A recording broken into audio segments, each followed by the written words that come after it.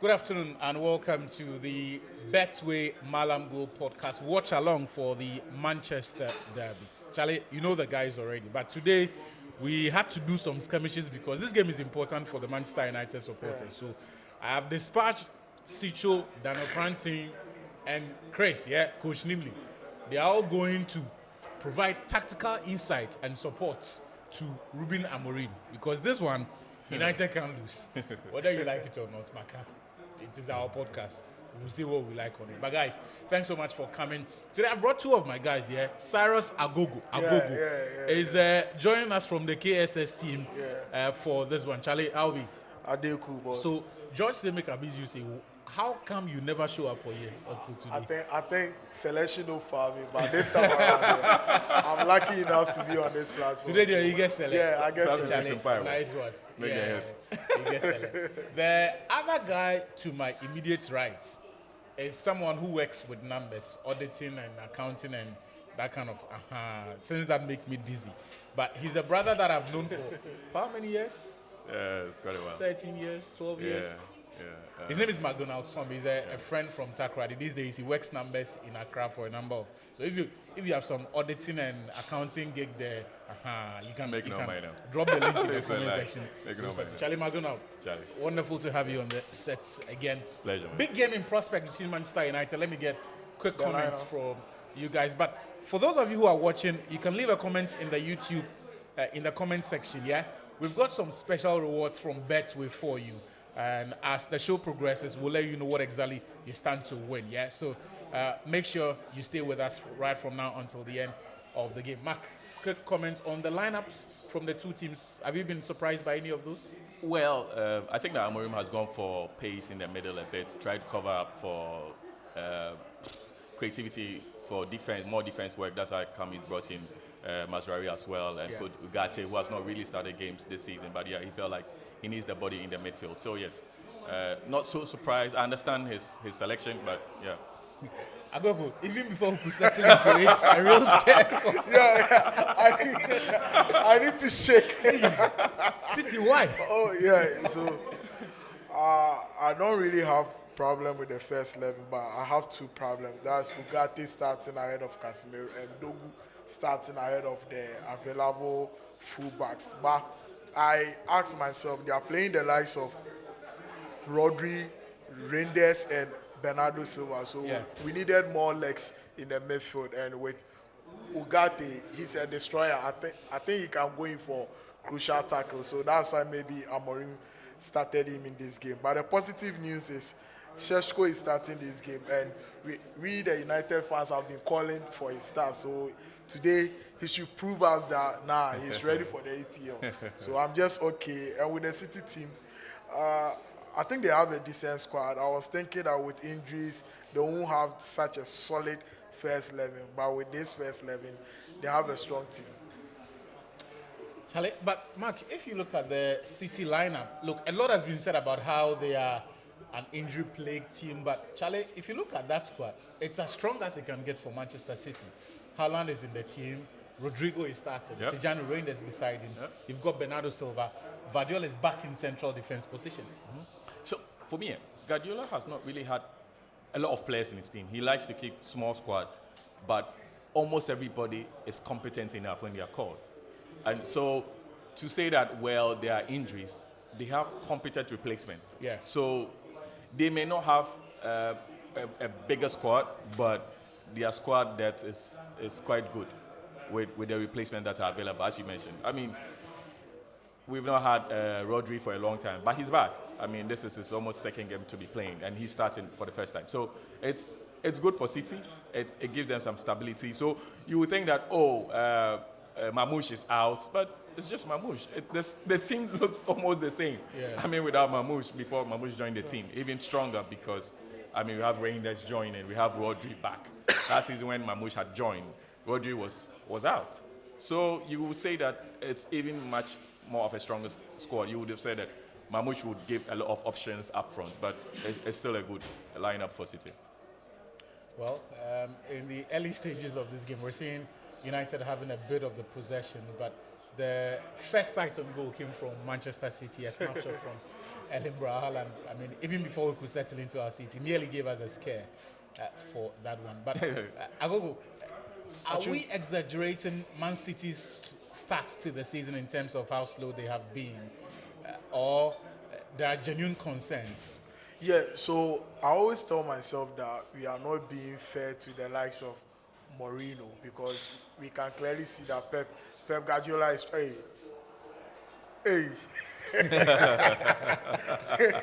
Sheshko. That was Sheshko. Yeah, I think he was just trying to find confidence. Yeah. So he didn't really have the power to shoot, but he still wanted to shoot them. But just to, get himself into the game. Yeah. Didn't even have a clean shot. No, he was not even a better option. But yeah, one of those that you want to test just to get yourself into the that's quite important. in motion. Agogo, finish that point. Yeah, so I think so with Pep is a good coach. Yeah, I do trust Pep because he has done it before. But currently, if you watch the City players, I think they lack confidence enough going into this season. And the whole City in 3 games, 2 defeats. There is something we have to talk about. We are not being fair to Mourinho. Now everyone is saying that Mourinho is not a good coach. But I don't know why Mourinho is in this conversation. No. I thought you were going to mention. I just want to hit because he's in the Pep Premier is League. also struggling, so we should always criticize him. Well, I'm not sure that people are not criticizing Pep, but everybody knows the challenges Pep went through last season. Yeah. It looks like the team is still trying to come back from that. But But somebody last season You are was giving the season excuses after to he's Pep. won 4 championships on the trot. Yeah. After he'd won the treble for the first time.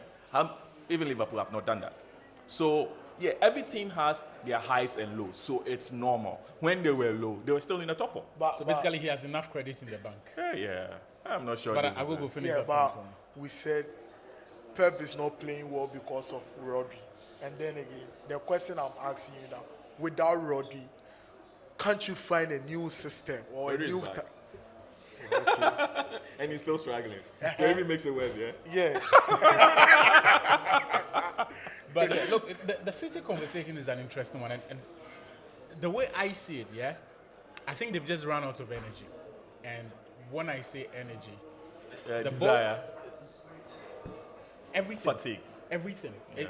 Look, both mental and physical, because never before have we seen in the Premier League any team monopolize it the way City have done. True. Like 6 out of 7 league titles in 7 years is unheard of. Crazy, actually. And this wasn't the City team that prioritized the Premier League. No. It was the City Champions League, went yeah. for the league, went for the Carabao Cup, went for the FA Cup, and the Champions League.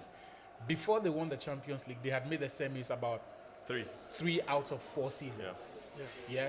And each time they were eliminated by the eventual winners. When they lost the final, it was to Chelsea. Right. So when you have players like that, and on the physical side, City's players were playing between 50 to 60 games per season. Wow. For a period of 7 years, that takes a toll, right, on an average team. That issue is further exacerbated by the fact that City were a high-pressing team, high-octane football, and the team that burns the most energy year in, year out. So when you do that, look, that is a team that the manager is getting a lot out of. Yeah, and again, to think that they don't have a big squad as well. Exactly. So when to think that he did that with between 15 to 18 players for every year, it will get to a point, a lot of those players will begin to run out of energy. Then there is a psychological aspect of it. The moment City won the treble, what else was there for them to win again?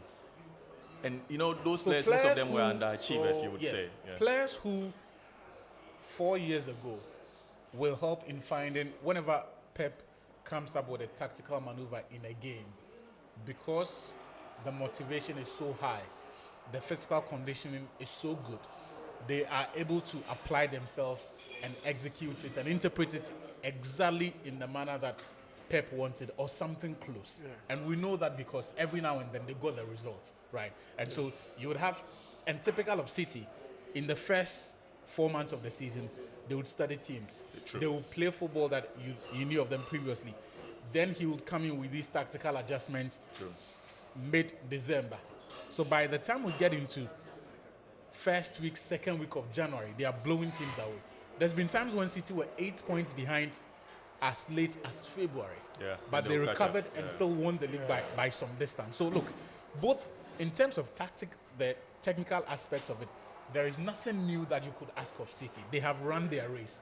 Physically and mentally, they did not have enough in the tank. Whatever this is, and the jury is still out there on whether or not the transition is complete and that he can actually roll out this team, or this is a team that still needs some tweaks, or it's still a team in the works. But I would cut them some slack. Yeah. I would look at what they have accomplished and say, Charlie, look, City have enough credit in the bank to go 2 seasons without a trophy. And maybe from the 3rd season, we can start being critical of them, because even for Erling Haaland, now he's been here for what, 4 years? Yes. Yeah, I think People don't this is realize 4 it. years. This is 10. Just now, he won the goalkeeper twice, but last season he didn't. This is 10 year. This is fourth year. He left in 2021. Yes. He played Dortmund 2020, 2021. Yeah. He left 2021. Yeah. Yeah. This is So fourth this is season. fourth Fourth season. Yeah. Yeah. And already he's been part of that crazy schedule for 3 seasons out of those. Even last season, that was the anomaly. They went deep in the FA Cup. And it was even in the Champions League that they were eliminated early on. They still played 8 games. Yeah. In the old format, that would have been Yeah. So, that would have been I like say- round of 16 quarterfinal. No motivation, fatigue, upsetting. Some players need to go. They need to buy new players. That's it. And you see, Okay. the only way to have kept this going would have been to freshen up the squad 2 years ago. Yeah. Immediately they won the treble, Yeah. 2023. Immediately they won the treble. The midfield ought to have changed. Yeah. The attack also ought to have changed. But if you could go back to City's transfer activities to those years and look at what City have tried to do, they actually made the efforts, which goes to tell me that every other thing that they saw with them, and they actually tried to. Yeah. Except those additions did not have the sort of impact that we. So, if there is anything they are at fault for or were at fault for, it was not fixing the wing back, the fullback positions permanently, and that's why I disagreed Especially on with the left. Vardiol. Play him at centre back Centre back. and get actual left backs, Yeah. so that you know that at least in the central defense, because John for Stones. the period that he was playing at left back, the centre backs did not convince.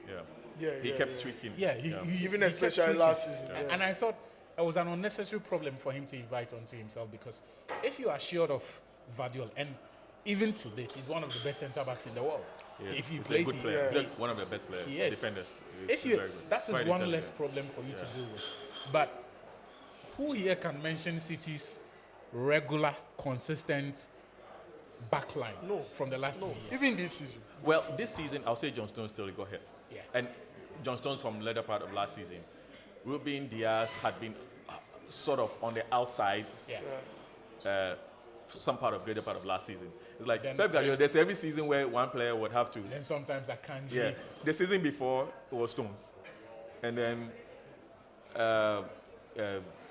Diaz. But Akanji as well. Well, Akanji is Then now out, Nathan Ake so at a you know, point. so there's space. But as you mentioned, last season they brought in a fresher, Kujanov, Yeah. and it did not really work. I mean, his first few games were, I won't call them a disaster, but for a young guy who has It come, was. for a young guy who has, It was.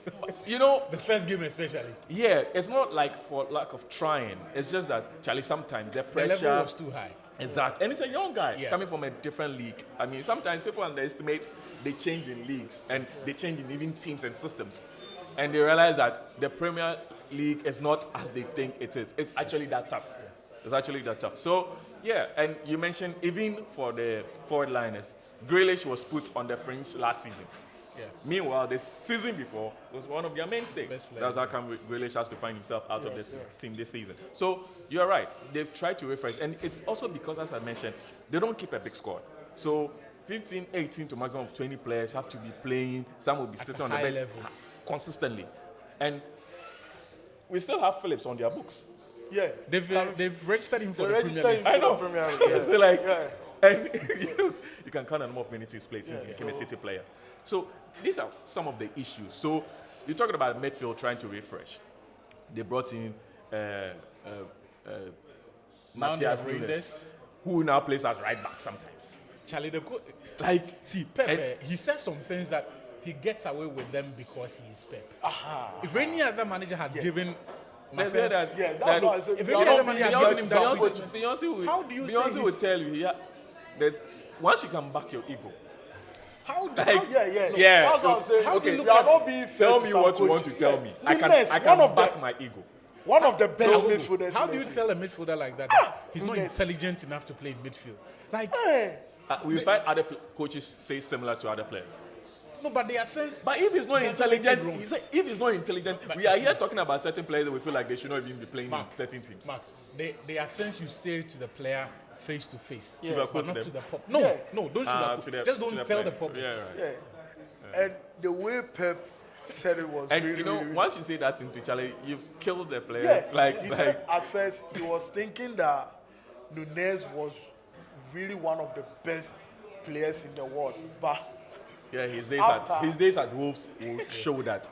show that. But that's why I say that certain players work in certain systems. So sometimes a player is so good here because of the caliber of players around them, and also because of the system they play inside. Yeah.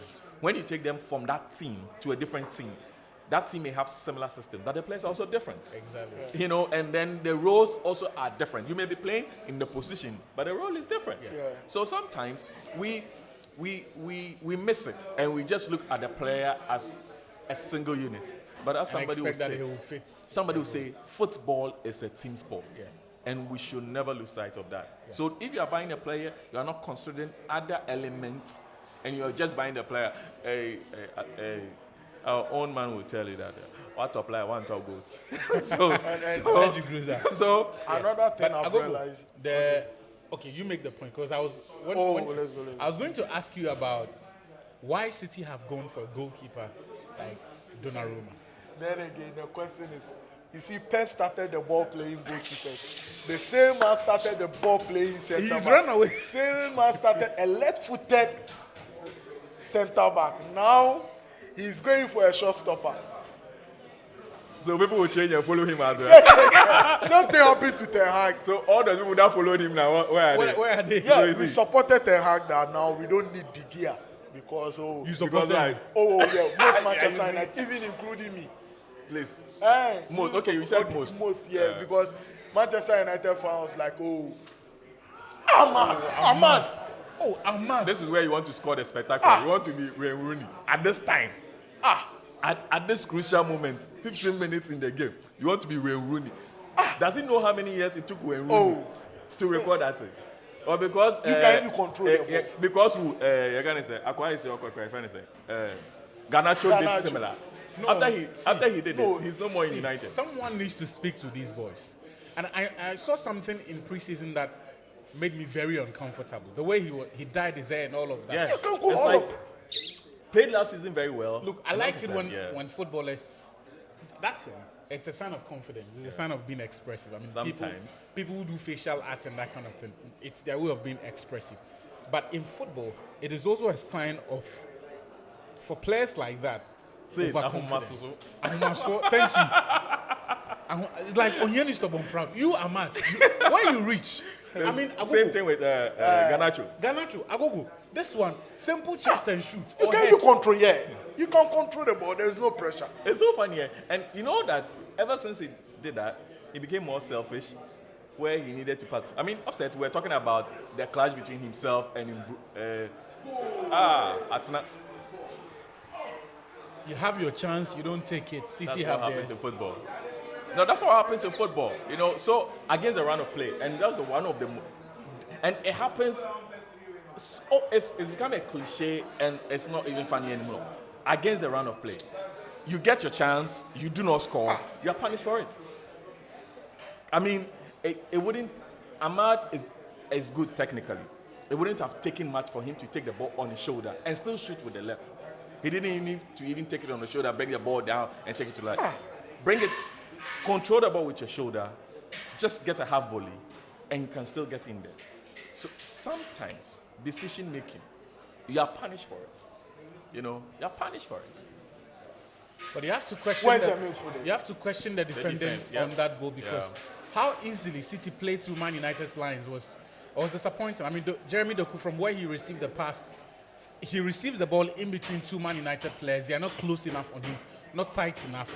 Then he gets past Delates. First cross comes off Ugarte, gets a second bite of the cherry. This time he gets it right, and then For me, the rest I am not Foden is worried there to about plant it. the round of Doku. A guy in the penalty area with the level of trickery he has, you want to be cautious. He had a player who followed him from outside the box into the box. Ugarte did his job.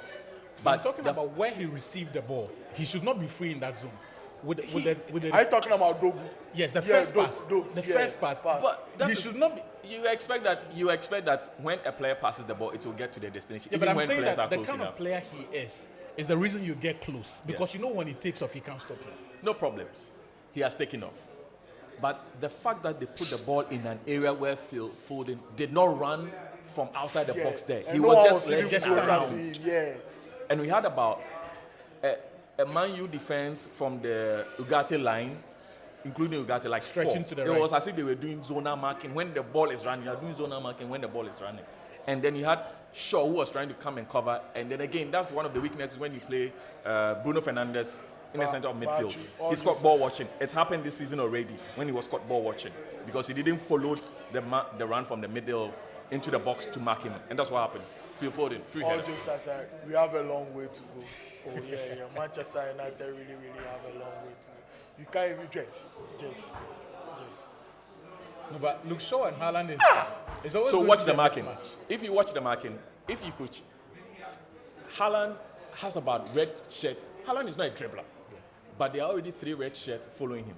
There's a runner who is going to the left side, but you could see a midfielder. I don't know if it was Ugarte or Fernandes. All of a sudden, forgot the runner who was drifting to the left, wants to come and join that one blue shirt with about 4 red shirts around him. If that ball had been lifted above, again, we would have had an open space in that middle there. Agogo, earlier you were talking about Donnarumma before the goal came. Yeah. So I said now, a whole Pep who started with the ball playing defender, ball playing goalkeeper, is now going for a showstopper. So if you still follow him and be like, oh, you want to build up from back, you want a goalkeeper who can build up from back, then meaning EPL, even the smaller teams, they will come at you. Today we saw what happened to Liverpool, a whole Burnley, if not a penalty, that was a draw game. Then they are not serious. Oh, actually, You see, the thing I dislike about these smaller clubs is you better show my initial one. Don't raise False the hope, false hope. don't give us false hope. What is that? 95th minute, just seconds. First 15 minutes. 93rd, forgive them. First 15 Well, first 94th 15 you would minutes, say. concede. Quarter. By the end of the first half, concede. Because the moment it gets into the second half, I start thinking, okay, Draw, maybe, remember. Maybe. False just hope. maybe, False hope. only to go and under no pressure whatsoever. You just extend your arm when there was no need to. And to make matters worse, he's a former Manchester United player. Story reject. Hannibal maybe. Story reject. This guy was asking for playing time in Manchester United. No, sometimes I understand some of these players. It's good It's he the did level. make the Yeah, grade. it's the level. I mean, good he did make the grade. again, you might not like what Pep said in public, which you don't have to say in public because, again, it means it kills the confidence of the player. Remember what Mourinho said about Luke Shaw? It affects the psyche of the player, and it may destroy the player's career forever. If you don't have something that may change it, or if the player himself or herself does not have a certain will or desire. Sometimes they may even have it. Look at Torres. Just a game could just put him off for years till the end of his career. A whole Torres. So you can understand. It's not everybody who may come out. So Look, everyone said City had problems. Maybe it's Man United who are incompetent. Maybe City have just turned up, but they don't look at all like a team problem that is, City, yeah, that's like a a team that is out of sorts. Look, the midfield looks just as decent. United's best chances Ahmad. is just one. Yeah. Has been on the counter break. Yeah. And Amorim, in the period that he's been in the Premier League, has been a problem child for the big clubs against Liverpool, against Arsenal, even this Even season, against City. yeah, against City Yeah. themselves. I mean, United beat City here last You season. won one and You you won- won, yeah. at Old Trafford. But so far, City have looked very credible. Agogo. Yeah, so the problem now is that's why I said Manchester United really have a long way to go. City started the same lineup, same Rodri against Brighton. We saw this. Hey, I was just about to say, Achu, watch the run. Achu. I was just about to say, Charlie. watch the run, and it almost happened again. They can't See, track watch the run. opponent. The forward line See. he's free. You see the midfielder. Where's They the are not midfield? marking him. And the defenders too are fast. So there's a gap between the midfield and the defense. Even when we are running back to defend, and then the City players find themselves in between They that. can't track City's midfield. He was there, yo. You could see him ahead of you. The other people too could see them behind, and yet they leave the ball thinking that, oh, the person who has the ball will not find them. Are you serious? City played the same midfielders against Brighton. Oh. No, so sometimes it also depends on the opponent. It changes up. But let's be fair. City against all these teams, did they play that bad or they couldn't score? They conceded. City has been conceding since. Pep Guardiola has not been a coach of keeping clean sheets. Yeah. His defenders are, to be frank, they can play High the ball, line, but they always go in the high their line. decision making is suspect. Ruben Diaz has even grown. Had it been the past, he makes one of the worst decisions as a centre back. So yeah, they always concede. So when they have the ball, when they are not scoring, they've been playing similar. You know, even for this game, yes, they are not the typical dominating City, even though the ball sometimes is played ahead. But they are not really being a dominating City. You could say it's early days here, 20 minutes, almost a quarter of the game gone. But the chances United have conceded are very avoidable chances that they have conceded. The goal that Foden scored and the chance just right now. Those are things you can't legislate for Another as, chance. as a manager. They've scored. Or somehow United survived because on another day Haaland scores that goal. He takes Oh, it. easy, cheap. He Because takes- the I don't ball know also what comes happened there. to his left foot. Yeah. I mean, once that pass went wide, and I saw Haaland making the run on mark. Yeah. That's why I said they've scored. And again, because- watch the runs again. I keep saying, see the tracking back of Euro. Like, Why did Haaland try to take another touch? I thought he would shield the ball. Oh, let the ball Haaland, run. Not Yeah. necessarily, just Just swipe hit, at it yeah. with your Oh, right. So we can't even handle the ball for 2 seconds. You didn't put in ball handlers. You put in ball handlers. I mean, yes. I said Yeah, you Ugarte, sacrifice yeah. legs Legs. for creativity. Because, again, you are playing a City midfield with Bernardo as bad as he is now compared to his own old self. But there's Reinders who can run with the ball, who creates, who scores. Rodri is back, who can control the game, calm the game down. So you still want players who will be able to run. Yeah. So you sacrifice creativity for it. And unfortunately, So the creativity you still sacrifice, you still have ball watchers look at instead you. of ball chasers. Yeah. Yeah. So you want Kobe Mainoo to start that? Well, Because he's the only option. actually, what did I say? Yeah. I said, in my lineup, Okay. I put Kobe Mainoo. Kobe Mainoo. Even though you run the risk of he being slow. But I felt like sometimes you need to be able to soak pressure and hold the ball. Not necessarily hold the ball as in do the kind of hold the ball. No. But keep keep possession. To be able to string one or two passes together to build confidence. So when City, after the goal, there's pressure on you. You feel like now you're succumbing to the talent or the quality of City. They keep piling the pressure. You need players who can hold up. Like the days of Owen Hargreaves. It didn't care when the whole team was down. Owen Hargreaves could pick the ball in defense, hold the ball and pick the crucial passes chance. out. If he can pass the ball well, Oh. Mbuemo. right-footed cross, you can understand. But again, it's a chance that you cannot squander. But the reason I disagree with starting someone like Ugarte for a game like this is that you don't want to be chasing the game. Exactly, every time. And if you go behind and you need to go to the bench and make substitutions, as good as Mainoo is, what he offers is not the kind that can win you a game like this. But when he starts, he's a player that allows the team to breathe. Yes, that's you what- knock the ball around, yeah. take the sting out of the game, and just allow the team to settle. Essentially, he is someone that does not allow the opponent's momentum or rhythm. If he can score, right-footed. I don't know why he didn't bring the ball back onto his That's left not the on offside. his though. left A foot. clear chance. I don't know why he didn't bring the ball back onto his left A foot clear chance. You don't miss these chances. because I felt like he had the space offside. Offside. But at least score. But let the just flag score be is raised. goal. Yeah, Yeah. because I thought that he had a time to still be able to put the ball on the left foot and score. You know, a bouncing ball on your weak foot. But Never a good sometimes, thing. you see, A fine. bouncing ball on your weak foot. See, nah. Amorim has his own problem, but let's be real here. Our players are not clinical. No, but Some of these things, it happens in football. I'm not sure. The only thing is that because we do not create, thankfully this Enough. season we've shown that we can create more. But we can't score. But this weekend, before this weekend's matches, United's numbers were actually quite impressive. Yeah. Look, before this weekend's fixtures, United were first for XG. They were first for total shots taken Yeah. in the Premier League. The second for shots on target. Yeah. The first for touches in the opposition box. First for direct attacks by an absolute mile. And they're even, in terms of the shots that have gone directly to the goal post, Yeah. United were even I leading in that. And they were second in most duels won. But in with the only season. one open play goal. Yeah. That's the Well, Imbuemo goal. sometimes and one it happens penalty. with time, especially when you have new players. Your entire forward line up looks like It's a a new new set. one. So Yeah, it's yeah, like yeah, you've brought in Sesko, Cunha. Mbuemo, Cunha, and they are your new forward line. It's not just one player who will play and one will come and substitute. No, they play together.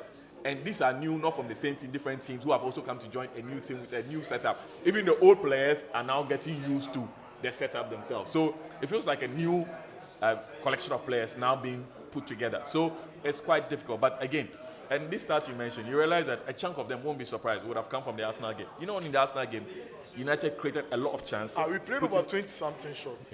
put in a lot of attacks. So probably half of that thing is just coming from one game. But again, it shows that, as you mentioned earlier on, against the big boys, they seem to have the ability.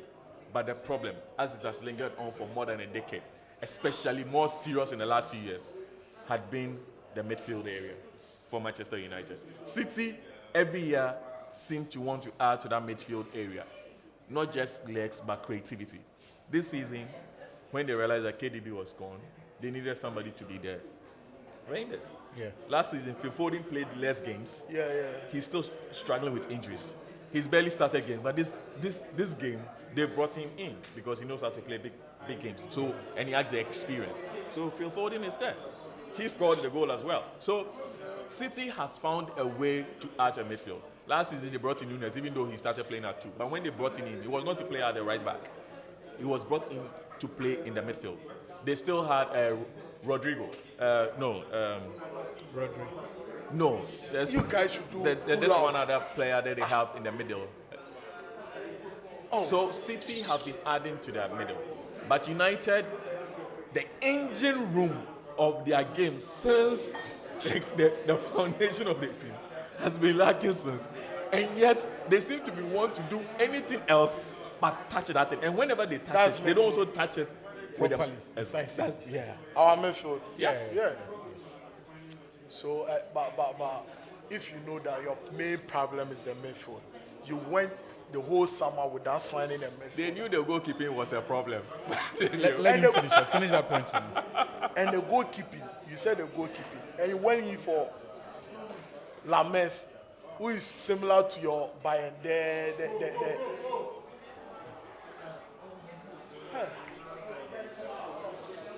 That was good. That was better from Man yeah. United. Very Yeah, direct. Šeško. Good run from Benjamin Šeško. Spotted that space and then made that darting run into And a the good channels. pass. The pass Yeah, was good. the yeah. pass was also Yeah. good. Good pass. Good I pass. think the first control was a bit. It's not something you can legislate for. No. For chest, No. when you're making contact with your chest, No. you do not know how heavy the ball is going Exactly. to bounce. It's a lot of it is determined by the power in the pass and how high the bounce of the ball is. And in fact, a lot of Wow. is They dependent said goal on the kick. players' Or ability. foul ball. Handball. They I think ruled they it took as a handball. Yeah. They- But the ball was not Yeah. handball. I think a lot of it is dependent on the player's ability. Yeah. That's how come the likes of Drogba would be Drogba. The ability to calculate the speed of the ball, to be able to know that, and also whether the spin on the ball, to see that the What way a this pass. ball is traveling, this is the best way to control it. That gives you an advantage. And I think that in this instance, he didn't do too bad, but you think that the ball was getting a bit away, ahead of was him. getting So, away from him, and so he needed Actually, to. I want us to adjust talk his frame. about our fullback system. I think with a third back, Yeah. if you want to create chances, it comes with the fullback system. And with the likes of Doku and Dalot, Ahmad, especially the left side, I don't trust Doku. He can't create enough. Yeah. Just a simple cross as a left back. So who is the best option to start as a left foot back without Doku? On that Dogu. side, if it's Yeah. not Dogu, it's Dalo. yes, In fact, across both flanks, it's Dalo. the best fullback option United have got is Diogo Dalo. For the simple reason Dalo, that yes. For the simple reason that Okay, when I he thi- gets I to the think- other end of the pitch, You are the first person saying that because a lot of Manchester United Eh, want because- Dalot. if you are talking about their defensive That's responsibility, that's different. But in the final third of the pitch, For the system you combining want to with- play- combining with teammates, sending in crosses, getting Dalo. down the line, and providing width. No one does it better than. Dan Dalo. Yes, he's erratic, but still has a better success rate in terms of Yes. the passes and even And the better crosses. ball control Yeah, than any of those. Dogu controls the ball. Even He's better running than with the Mazraoui. ball. Oh, Mazraoui Yes. is good. But in terms of attack, Attack, okay. yes. See, Mazraoui, I don't know whether it is instructions or he's just not comfortable Going when forward. he gets forward. Yeah. He will never get anywhere near the box. I don't understand it.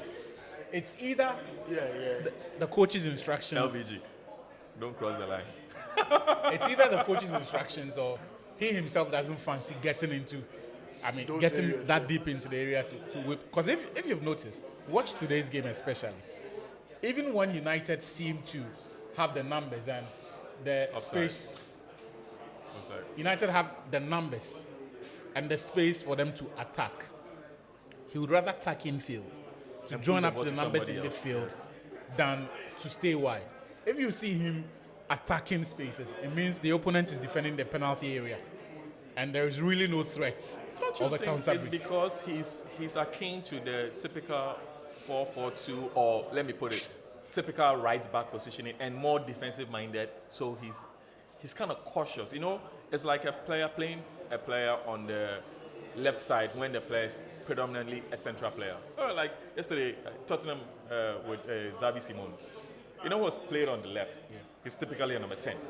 So you see him every time trying to drift into the middle, forgetting that he's playing on the wings. So maybe Charlie Mazraoui, he's just not good at it because but we've seen 4-4-2 fullbacks. I said maybe. See, he's the latest in a long list of Dutch fullbacks at Omasa. Like I can't remember the last consistent. For about 15 years now, you would name maybe one. Jurien Timber is good going for it. At least he does it for Arsenal, I say it. He's an excellent defender. But going for it too, he runs. He has good runs. He runs. Thank you. He runs, but he won't produce anything meaningful. He runs. That good runs. But You you get know, me? having So- good runs also provide opportunity. Yes, So that's but he's about the exception to the rule. Yeah. If you mention Denzel Dumfries, he's good at one end of the pitch. At the other end, Inter always have to play Bisek Yeah. close to to cover. him to Yeah. cover up. And so it's the thing with look, you could and check, and it's not just an Ajax thing. Check Feyenoord, check PSV. Yeah. All the fullbacks that have come through in the last Malasia. Remember Jethro Williams? Yeah. Euro 2012. Then the boy who went to sign for Barca not Dest. long ago said, you know Dest. Dest. Yes, yeah. But that boy, where is he now? Or Sans- PSV or Charlie, after one season, he went back to Wolfsburg, right? Yeah. Yes. yeah. No, There are- I think so- went to. So Charlie, there are things I would never do. Signing a Dutch fullback. Me, Unyami. They will not be. No, They are no, not no, being no. fair to No, you. no, no, no, No, no. you are No, not like being there fair are other things that you would find that Charlie they are Maybe quite good at it, midfielders, but yeah. maybe they are midfielders. But Midfield. it is hard to find a Dutch trained fullback. That is very Charlie good. Bling. At least, not. He was never a good fit for the modern game. Well, but It was never a in good. the fullback for- sense, yes. he was good. He was good going forward. No, Not no. as His best days were as a left centre back in a back three. Because even as a fullback, he didn't have the pace. He doesn't to have deal- the pace. but that is a key requirement of a Which fullback. player? but Which see, player? Dele Blind. Sorry, Blink, that's it. yeah, Back Blink. to that again. Dele Blind. Yeah. For me, I think that Dele Blind has been good in the fullback system. Even for a wing back system, he's played in a wing back position. He did it for the Dutch national team. He's done it for the team he's played with. Yeah. I mean, even when he went to Spain, I think that for Dele Blind, you may say that he does not have the pace to make up for it. But in terms of the shift in the attack contribution, he's there. Yeah. He does not have the pace to be doing that consistently. See, as you in would the expect. build-up, and so let's be specific here. In the build-up phase, and when he has to find teammates in space, right, offer creativity from deep, that is a job he can still do as a left centre back. Yeah, he in does the back it three. anyway. But with Blaine, I can count the number of times he played as a natural left back. In the They Manchester- figured it very early. Yeah. They figured it out very early that was not his game, and so he had to just make do with It's just it. But because it of looks his like pace. United have. I don't want to say grown into the game, but they've stopped City's momentum. But City's momentum only came after they had scored the goal. After they go, yeah. Yeah. That's why I said that it was not like they were, even though you could see them possess the ball more in United's half, it was not like they are dominating. They've not really been dominating. That's why I said that if people criticize Mark, City's game, mention your Twitter again. so they would have those options of once a while coming or that. It's just up to United to also take their chances. Yeah. And that's what would decide the game. Who takes their chances? You know. And I mean Haaland's goal remind me of the comments, the question that was posed to Pep when they said that Ancelot said that Isaac is the best striker. Why are you laughing? Why are you laughing? Don't do that. Charlie, type your Twitter and. All right. If only I can remember. But that thing Pep said, yeah. No, that was a good answer for a coach. No, it was a very matured answer Yeah. in saying that Haaland is just a little ahead. But Yeah. Agu, what do you think has changed for Manchester United? Because it looks like City now have. Is it that City have stepped back a bit, or United are figuring out how to deal with City? I think Manchester United is going with the long balls. Beginning of the game, they wanted to build up from back, and you see, City still have players who can press. So now they are just going with the long balls for Šeško to win the area balls, as you can see. But the problem now is I really want to see more from Mbeumo because. But a pass, that's a good pass. You see, I really want to see more from Mbeumo because he can decide the game for us. Yeah, I think that he's shown so far in the United setup that his football IQ is really up there. Yeah. It's quite impressive. So I think that now people feel You like see what I was saying? if there's a solution, he has to be in the mix of creating solutions for United. In any case, that's the reason why they bought him. So, but it's good that at least he's showing why they bought him, and that he's not going to be a problem like most of the players that have come to United in the past few years, but really be an addition and a solution for that front options. For that you know, front. yeah. Look, I earlier indicated that we've got some rewards for you, yeah? The first step for you to find the rewards tab is to open your Betway app or website. See the 3 lines on the top left? Yeah, exactly. Tap it and scroll down and select Betway rewards and welcome to the reward zone. So here's the deal. Every time you place a bet, you rack up points. So if you stack up enough points, well, you can flip them straight into cash. Simple as that. Each time you place a bet, you score points or you are awarded points. Each time you place a bet, you are awarded points. If you have enough points built up over time,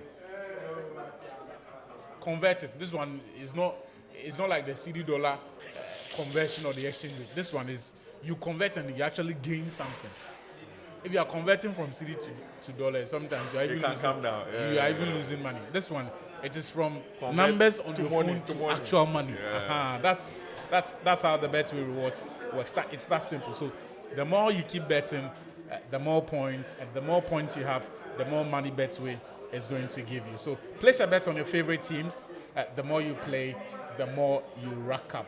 And just to go over this again, open your Betway app or google.com.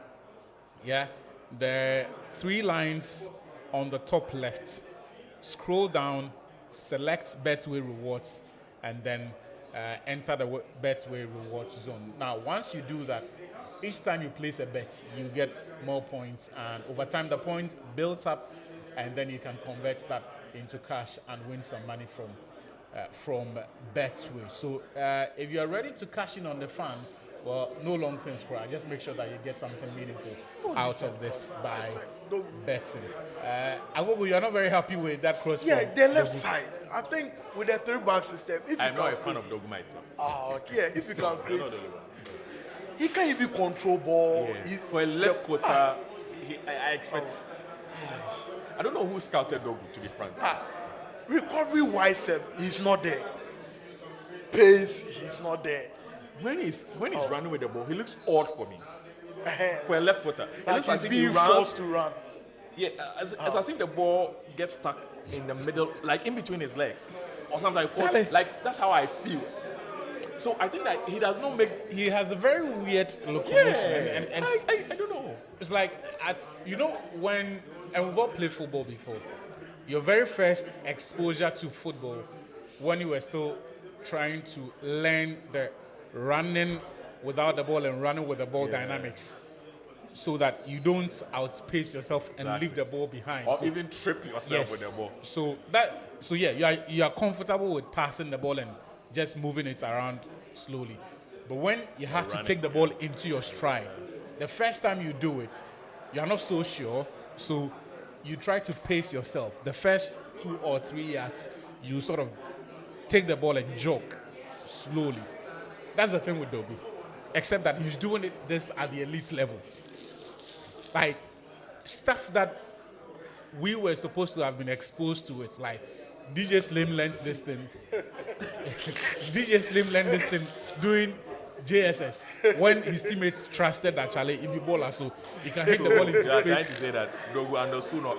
Charlie, JSS stuff, intercore. intercourse stuff, intercourse stuff. No, You are a professional this one it footballer. is school trials. The ones where they try to say you go fit make the school team before they will take you to intercourse. That is Dogu what is, Dogu is doing here. When they brought Dogu in, I was like when we've had problems and you are bringing new players, I'm not expecting. Don't bring problems. Don't bring Charlie, problems. It's like you bring an academy Bring player. solutions. I no senior ball. Like Charlie, Dogu. Look, I've got a few of the comments. Paul Yeboah says, poo. Aston Martin says, poo. Lawrence George, Amorim should be sacked. And then he comes back again and says, how are you playing 2 lefts as 10? Before we read any more of the comments though, Mark, and I go think about this, I'll come to you with the same question. Lawrence George is saying that, how do you play 2 left-footed He's number making a 10s? lot of sense. Yeah. Is that an issue? And why is it an issue? It's never an issue for me because you can play 2 right footers as a 10. Yeah. Why can't you play 2 left footers as a 10? In fact, if it's anything to go by in terms of left footers and right footers, Yeah. left footers have are easy to dummy players and dribble their way through. So it should rather be an advantage. It should make defenders uncomfortable because they don't know where to turn. Yeah. The thing with most left-footed players is that they are so one-sided, and so when they have to switch, it becomes so difficult. So it's like once they're on their left, the only creation they can do is still run through their left. It becomes difficult to dummy. Very few players are that intelligent enough. When the Silva, opportunity is on the weaker side. exactly. Silva, David Silva, Messi, those kind too, and even Phil Foden. So for me, it's not a problem. because you can play two right-footed. So why not two lefties? Agogo. I want to repose there. Okay. There. Okay. So Ahmad should be starting from the bench and Bruno moved to the 10. That's from Lawrence George again. He says, Amorim is the worst coach in the Premier League. It's a coaching problem. In our system, Ahmad and Mbeumo drift to the right side, leaving the left with only Dogu. But, If you understand what he's saying, that I think he sent this message in response to the point you were making earlier, that it is not a problem. But his response is that perhaps what you're saying would not be a problem if Ahmad stays in position.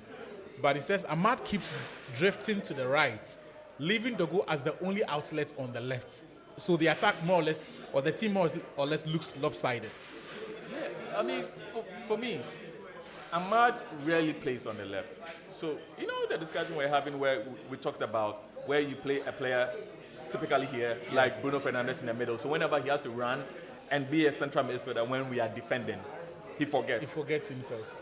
Valencia used to do that in the past. So when a player has played almost most of his footballing on one side, when he's shifted, sometimes they forget. So unless the player plays sometimes and the intelligence, it becomes a bit difficult. So that's how come you see Ahmad drift, because that's where he creates the most. So if you want to see him play on the left, he should have played certain matches, pre-season, some low teams in quotes on the left. And not try it in a high profile. But not in a new team. Like, this is high profile match as well. A new team when everybody is now, see, their centre forward is playing, starting the first game in the Premiership today. Against City. So how each player runs is even different. They are still trying to understand themselves. So it will be more confusing. So this, I would say, is on the coach. Because as I said, I would have preferred Ahmad play on the wing back, put him behind in Mbeumo. Because I felt like after the first game that they were clashing into each other more. As the game that they've been playing, you could see improvement and a telepathy in their understanding. You could see the run-offs where Ahmad will push the ball to Mbeumo. Mbeumo will just touch it, Ahmad will take it and run off. They are still trying to find out who runs off and can I still put the cross with my left or with my right and not always cutting, because both of them are still cutting in. So it would have been better suited for Manchester United if Ahmad had started as the right wing back, as they've been playing all season. And then I would have expected Bruno Fernandes to play ahead. But even if you not play Bruno behind. Exactly. Yeah, behind Šeško. Bruno behind Šeško with Mbeumo. Yeah. And then in the middle, you could have played Ugarte and then Casemiro. Yeah. Because Casemiro still has legs. He's not as slow as Kobe Mainoo. Yeah. And he also has the ability to hold the ball and give good passes, especially when against the run of play, just like City did to you.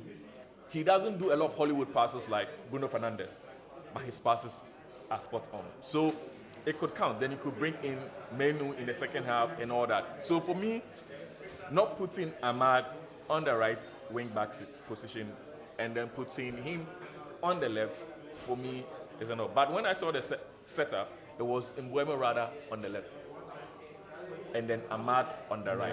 So I don't know where the switch happened, because so far in the game, both of them, I've seen them operate from the right. Wow. And EPL have introduced first half interviews. It's super Yes. Why are they learning from La Liga? It's one of the new things they Yeah, brought in so this season. I want to touch on what the guy was saying. I think starting Zexi in this game will make a lot of sense for me. Yeah, Zexi can start on the left anyway. Yeah, he has the ability to play on the left. Yeah. So starting Zexi, let's say at Madam, the left, the double 10, so Yeah. left Yeah. one, and then Mbeumo starts. Yeah. And Mbeumo should always be closer to the box, not hugging the line. No, well, it also depends on the player who is playing. As you mentioned So, on the let Let me feel my point. So I do agree with the fans. Sometimes they want the coach to switch to 4-3-3 because with the 3-back system, we are not seeing more of Mbeumo 1v1s. The moment Mbeumo has the ball, an opponent closes him down. Yeah. So in case we switch to the 4-3-3, you will get a chance to face, let's say, 1v1 or maybe hit them on a counter or something, or maybe shoot with his first pull or the last pull. So I do agree with the fans if they want us to switch at some point to the 4-3-3 system, because 3-back system, we are not seeing more of him. Yeah. The moment he has the ball, you will see opponents getting closer to him. Yep. And he's become easier to defend against because, as he said, the fullbacks are not providing the width. Exactly. And this gets magnified in a game like this where Mazraoui.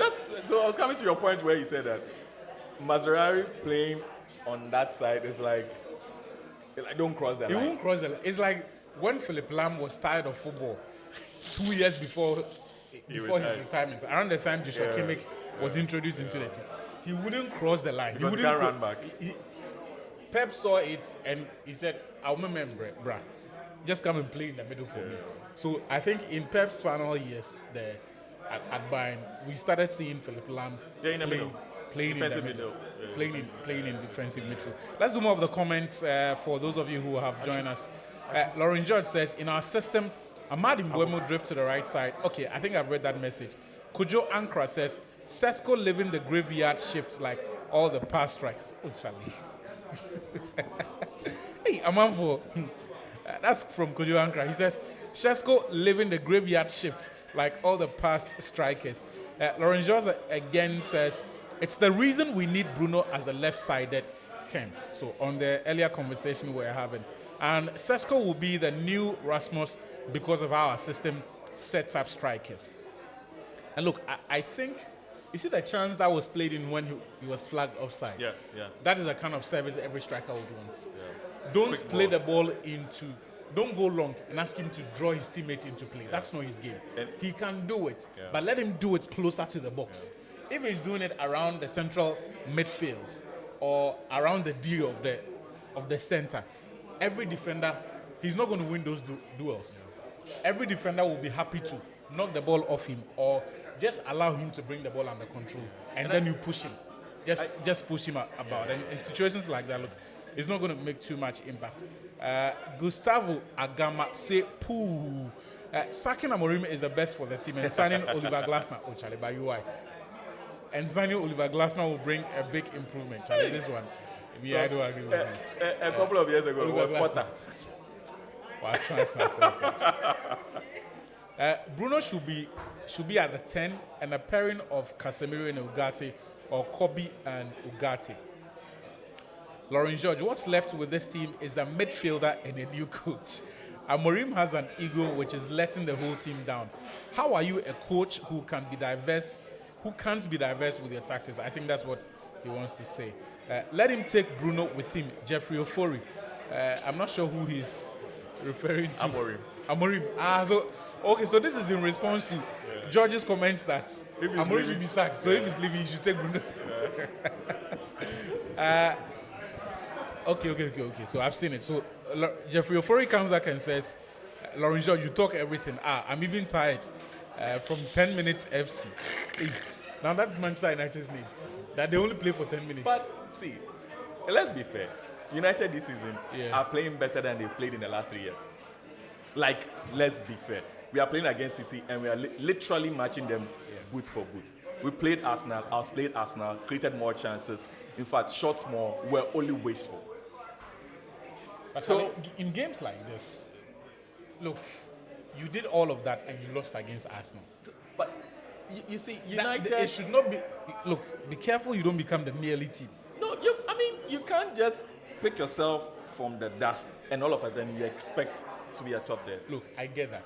When you concede goals that are without question while playing in that manner, I think even your biggest critics will understand. But look at the goal they conceded against Arsenal.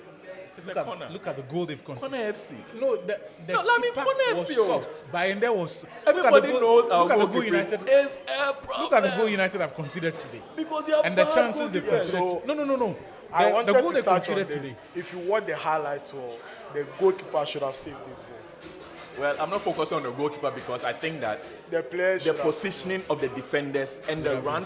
When Explain players, why the goalkeeper should have saved it. Explain why the goalkeeper should have saved it.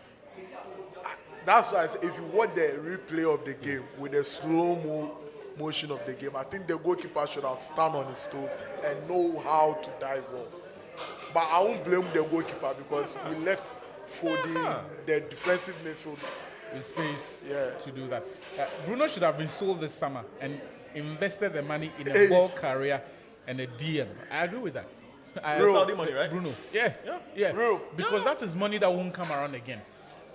For me, Wow. there were two options. Because whether you like it or not, that Bruno decline is coming. And I've been saying this for weeks. It has come to stay. The Bruno decline is, he won't give you 20 Premier League goals again. He won't give you 20 goals a season again or 20 goals. It won't happen.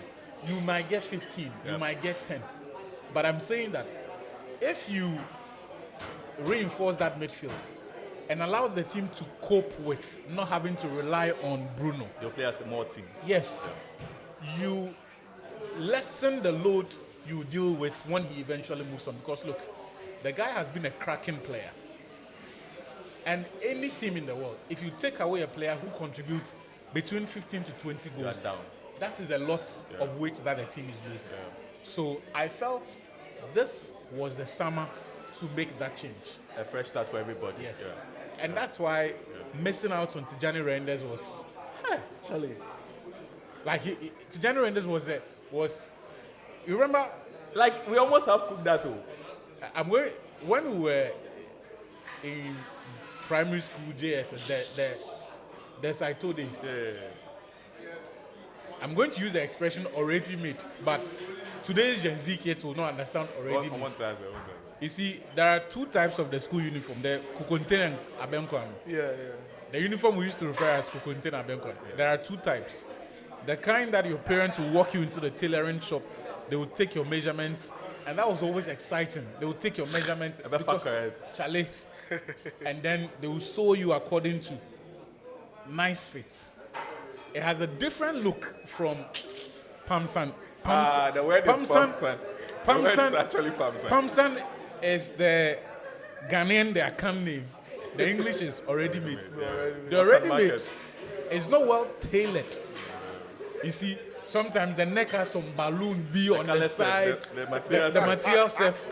That one is the one that Charlie money no day house. Yeah. So your parents know if you go buy the uniform some at school vacates. So then hustler 1 week to school reopening no. Some money come. But time no day to go and buy uniform. If I just go pick a So, line. Actually, sometimes they're down. It's big. Where the Pamsan to is cheaper. Yeah. So you go, they will take you to the shop and go and get the Pamsan. Tijani is that kind, like excellent fit. Who would have simply walked up into this team and would have given, easily. So if you had signed someone like him, you are able to reinvest the money into the midfield because look, next season, United will essentially go into the market with a midfield that none of them is good enough to start. True. Not Ugarte. Casemiro will be gone by then. Kobe Menu, not good enough to start. Bruno Fernandes, not disciplined enough for a holding midfielder. Not at all. So, and even him, when he's in the team, his best position has always been further up the pitch. Yes. And I don't think there is any tactical context that will excuse playing your best player out of position. You see, so for Bruno, those are my reasons for saying that United should have moved him on this summer. More on the message. Big love to Agogo. Agogo, this one's for you. His name is Hakim. Is that your friend? Hakim. Yeah, Hakim. You know Hakim? My Okay. classmate. Yeah. Oh, okay. So, Charlie, Hakim, big love to you as well. Jeffrey Ofori says, big love to Agogo. Emmanuel Aflo. Luke Shaw should be subbed and Ugarte should also be subbed. Has Luke Shaw put has he done anything wrong? I don't think so. I don't think so. I think that City has not really. That's what I'm saying. City, the game they are playing, we've conceded. Yes. United have been, I won't say wasteful, but when you play a game like this, chances are far Between few. It's just you get one, maybe the next chance will come 120 minutes. That's when after the game has ended. So the one that comes to you, you must utilize it. Tell me how many chances you can remember City creating in this team. Like, how many clear-cut chances that you can remember City creating? Not so many, right? Yeah. So that's how the game has been. So Think about this, yeah. When I'm done with the message, I'll ask both of you what Man United need to do to change the situation. Kujaran Cross, just give the striker the ball. Man United will win at the end of the match. That's from Emmanuel Aflo. How many times will Bruno leave his marker open, Charlie? United have been punished for this it. same goal happened Actually, against the reason Fulham. Amorim should be sacked is we're yet to see any improvement with this team. He has the lowest win percentage amongst all the coaches we have signed post Ferguson. Leo 17 says United mess up with not selling Bruno. 100 million could have got a Florentino to help. I'm not sure who Florentino is. I'm not sure we are bringing Perez tonight. To stabilize the defense. I don't know the Florentino. Okay. I hope we can create more chances in the second half. Yeah, so enough of your messages. Charlie, guys, thank you so much for joining us. Keep your messages coming, yeah? And your predictions as well. Mark, how do United approach the second half? I think they should continue as they did in the first half, but I expect the changes to come in quicker, much earlier than later, so that if there's any rescuing, they can do it early. They should be more focused and switched on. And I think that it's not just a United problem. I see teams always switching off. Marcus, Chelsea's game yesterday, Garnacho switched off, and that was the equalizer. Charlie, that Chelsea thing was criminal. Chelsea. That throw in there. Hey, no, not the way they defended the second ball. Yeah. In fact, the whole thing, because how do 4 players stand in the midst of 1 player and none of them is minded to pick him up? And then there is a runner. A runner That's in the behind. point. It's always the runner. That's why I say that you must be switched on. Everybody must be. You do not expect that you see a player run off you and you're expecting that, somebody else will take up Cover for the challenge. No, you should be able to go and say that, yes, I'm going to take up the challenge myself. So that's what happened to Manchester United. It's happening to other teams. But Manchester United, it's always happening from the midfield. It's always happening from the center. That was a poor cross. A pro cross. I said it. A pro cross. He's so terrible with crossing. He's so terrible. He can run and shot across. See. I thought the build-up Charlie, was the good. space is there. Oh. Hey, the space. Oh. Shesko was even he had peeled off. The space is there. So you see why Dalot is a better option.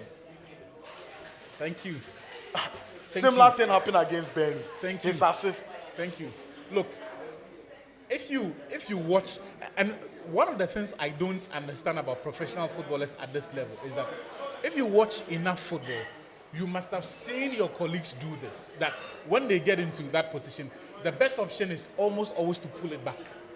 Why am I tempted to think that these players of nowadays rather play console games than watch football?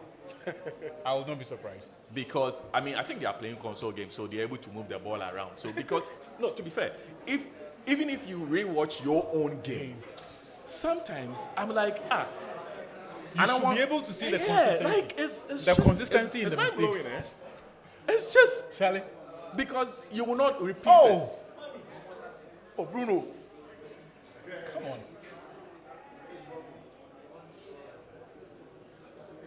You see how far Mazrari was? This is good. Oh. You miss Casemiro. Don't send it back. Oh, come on. Should have just put it back into the middle for Bruno. Safety first. No. But that's what I'm saying. His mindset is set like that. But you see, with Ugarte, without him because it's being Ugarte. a destroyer, he can't even create. How did we end up with the Ugarte instead of Zubimendi? See, the thing about Ugarte, is that people assume that because he gets a lot of cuts, he's not actually a good tackler. No, yeah. So, there was a guy. So one of these tacticals was, and I hate the fact that I'm actually referencing it, was trying to explain it because I think sometimes they exaggerate things. Hey, He was offering an insight into why Ugarte behaves the way it is, and why and how Ugarte behaves the way he does. okay. And he was saying that he's slow in the mind. I didn't want to accept it. And he says, Ugarte is slow in the mind. what I think, or the nicer way of putting it, is that he processes information at a slower rate than your regular holding midfielder should. So he's not good for the midfield. No. Pep Guardiola will put it to you. No. Because as a Yes, midfielder, yes. you must process Yes, information so That's quickly. it. It's Because back, back, back. the thing about a DM is that you need to see the danger before it happens. Yeah. If you see it while it is happening, you are not good enough late. because you react late. Ugarte does not anticipate the run of the opponent.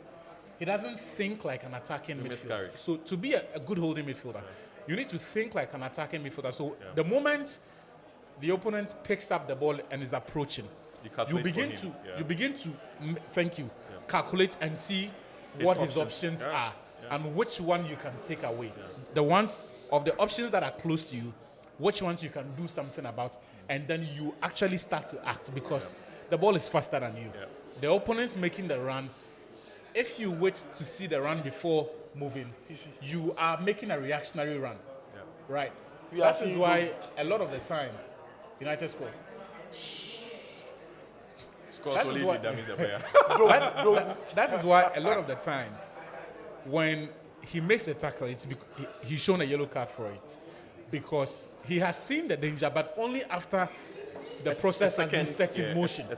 He has seen the danger a second or two late. So the tackle is often reactionary.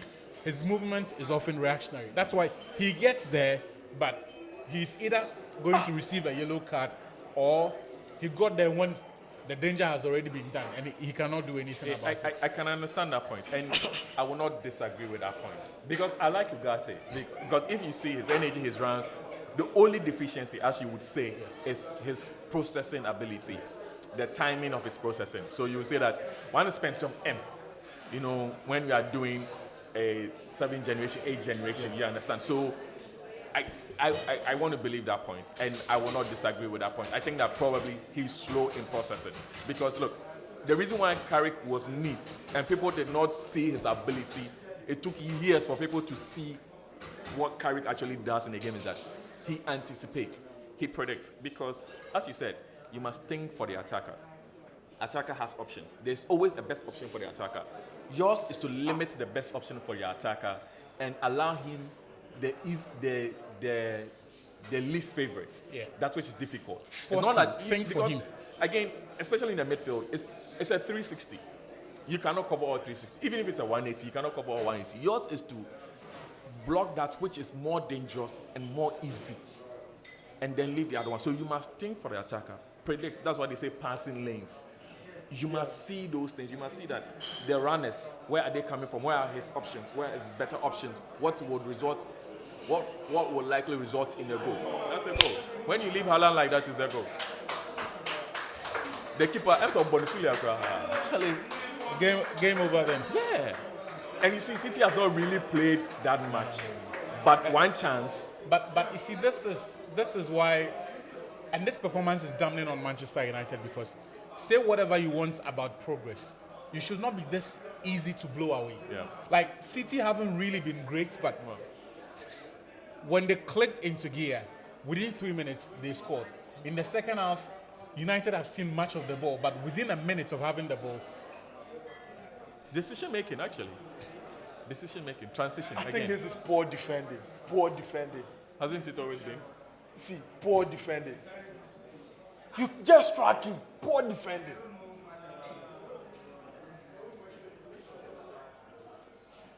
Shaw is slow. I think all of the players have become slow. Shaw is slow. All of them. Oh, the keeper. Hey, God, Manchester United.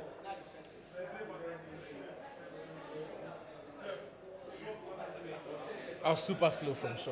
Yeah, But I Shaw is thought, slow because he who saw I'll the blame, ball. you know who I'll blame for this? The first, the marker to Dogu. Delict. He was ahead of. Yeah, delete. Yes. Delict. He was closer to Haaland, and he made the wrong run. When Haaland took off, Delict ran into the box. He didn't go with him. Shaw had to move across the two of them. Shaw moved across Delict to get close. No, but Haaland was in the middle of two players. Yes. Delete was Delict ahead. Delict was the wide player, and basic defending 101. If he moves across and tries to get there, instead of thinking about Haaland, he gets to the ball first. Or he forces Haaland to control the ball instead of shooting. Because he decides to run into the box and watch the ball as opposed to moving across and stopping the danger, Haaland has a clear sight on goal, and he knows the player coming in behind has to play catch up. If De Ligt goes with the ball, and if we see the replay again, it will illustrate the points better. I don't care the distance between you and the ball, but just make the run. Your presence there is just supposed to put the striker off. Yeah. Once there is no presence there, and he knows that he has a clear sight on goal, he's able to think about one thing and one thing alone. Which way is he going to have that shot on goal? But if there is a defender there, if there's another defender making a run, he thinks twice about it.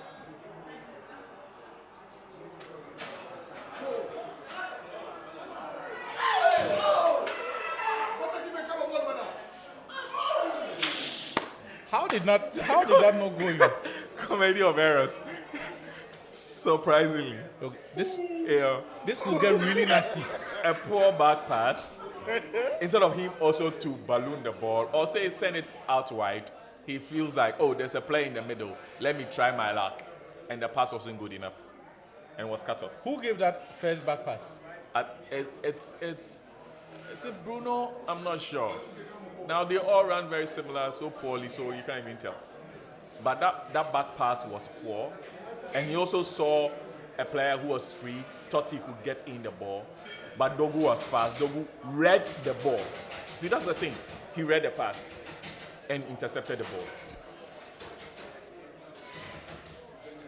Well, look, this could get really nasty quickly. Yeah, because again, this you are could get pressing really up nasty quickly. really high. And then, their goals have come against the run of play. Yeah. Whereas the other one was a throw-in, wasn't really. But,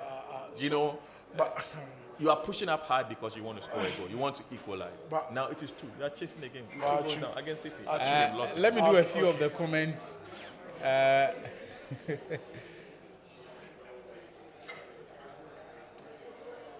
Okay, so Frederick Kojo Krampa, he's explained the Florentino. So they were referring to Florentino Luis, the midfielder at Burnley. They signed him from Benfica on a season-long loan. Right. So that's the guy they were talking about.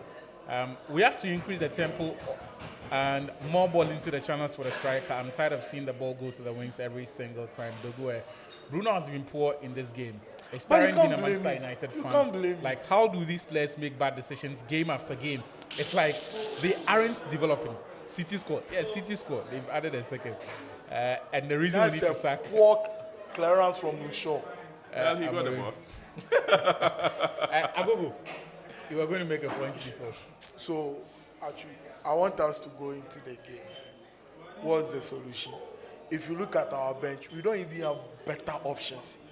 Are we going to blame Amorim or you are going to blame our bond? Because clearly, I don't need any magician or you don't need any pastor to tell you that our problem is our midfield. Even this game, our problem is our midfield. It's a coaching issue because, look, and for me, I don't even think it's just a mere issue of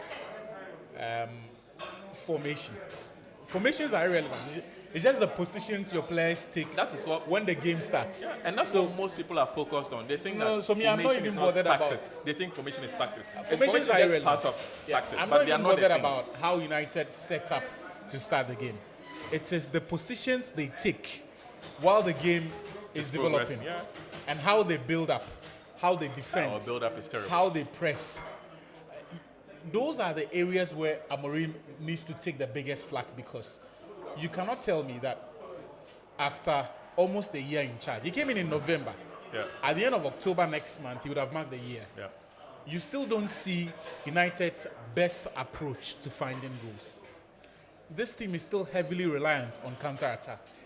In the game against Arsenal, the first half was so good because they were actually press resistant.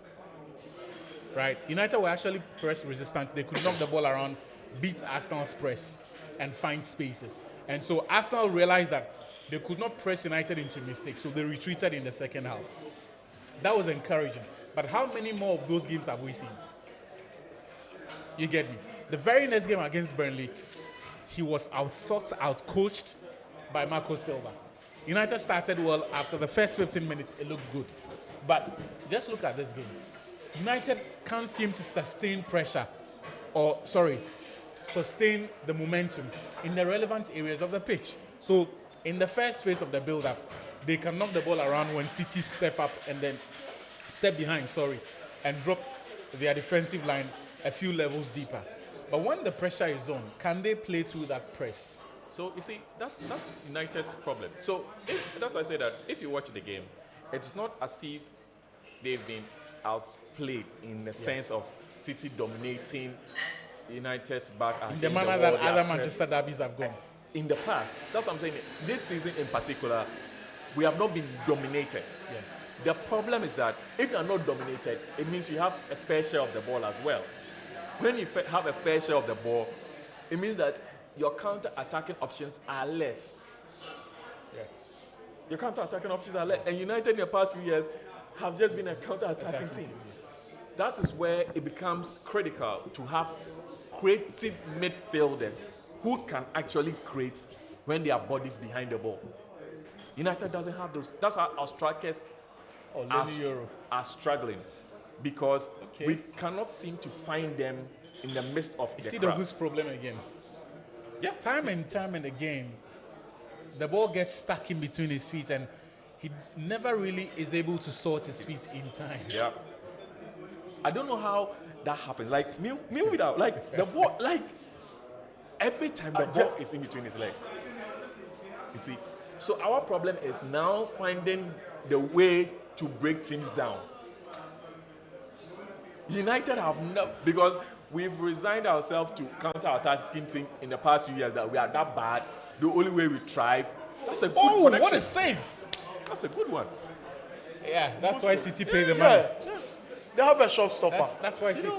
And so this is the mark of an elite goalkeeper, because in big games like this, you can be inactive for the longest time, and then you get called into action to pull off a save like that. Actually, that is why I've had problems when people say that a goalkeeper, your first attribute is you can play the ball. I was like, goalkeeper is in between the sticks. Your job is to keep the stick. I remember when people were criticizing. Because if that goes in, it changes the dynamic of the game. Easily. Because already City are not playing well. The pressure is on City. So it looks like United have shifted to a back four. Actually, trust me, we are still playing the third-back system. Well, but the three-back system is, for me. Wait, so who's going to play at right back now? Because Maguire is now on the pitch. Lenny Euro and Mazraoui have come off. There's still... Kobe Menu is come on. Yeah, but there's still Ahmad. Ahmad will shift to the right back. Right wing back. It means Fernandes will go forward. Forward and Menu deep. Right. So that is what we would have hoped the game would have started with in the first place.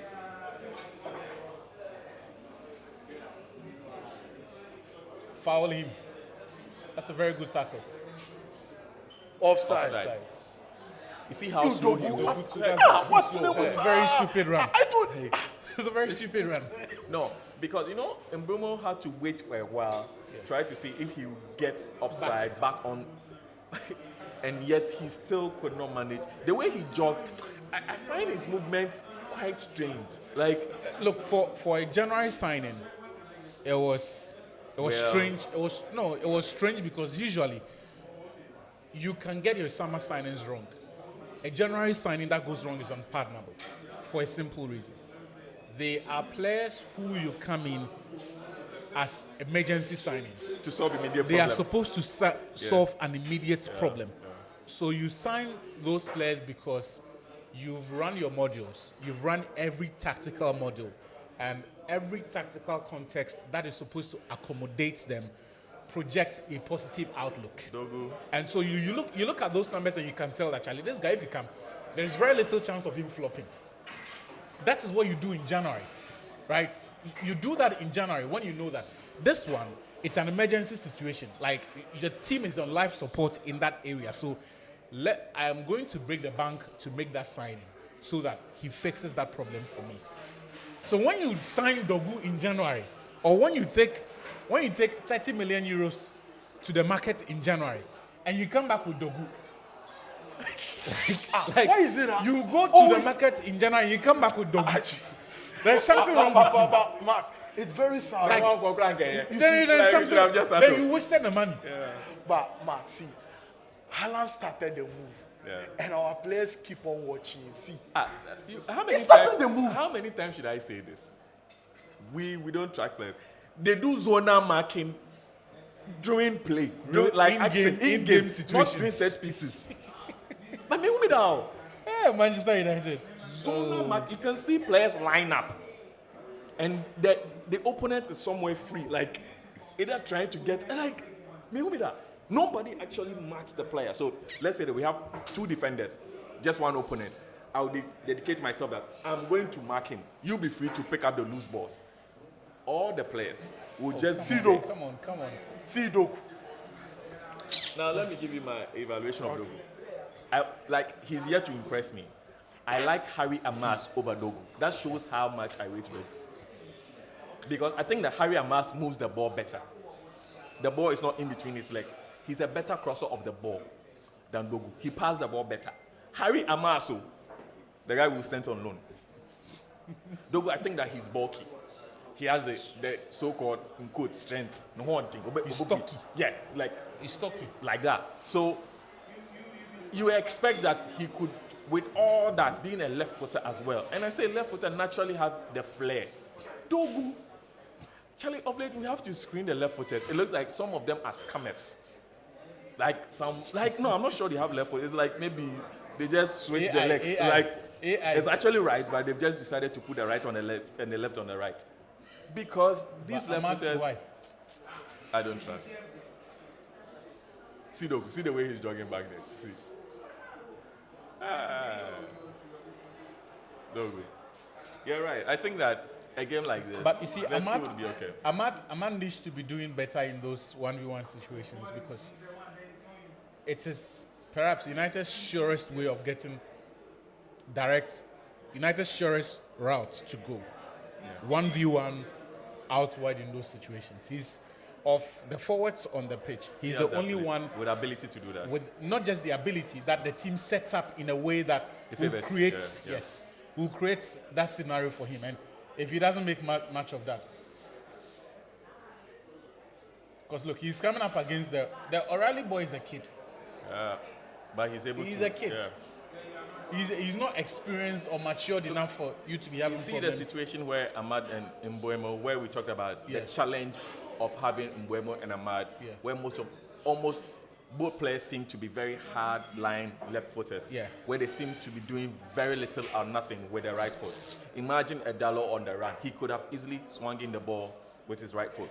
But Look, Yeah, that yeah, is the reason the first half was a waste because you have Mazraoui on the pitch. And he's But not he won't even. run. whole half. Yes. Yeah. In the whole half, he's afraid to bomb forward. Yeah. Right. The whole half, the team doesn't even have the license. Obey Rano, but the output. What was that? So he did a run, knowing perfectly well that there was no red shirt close to him, and still flicked the ball, thinking that by some way, somehow, one red shirt would have sprinted past everybody with the power of flash to get there. So for me, that's why I am not so excited about Dogu, because if you are buying him to understudy somebody, City don't look comfortable when United are attacking. If United can just step it up and create one or two chances in succession, They will panic. they will yeah. panic. so that's why I'm saying that United this season are not outplayed. Offside. Offside. No, that's not an offside situation. Stay on your line. Stay on your line.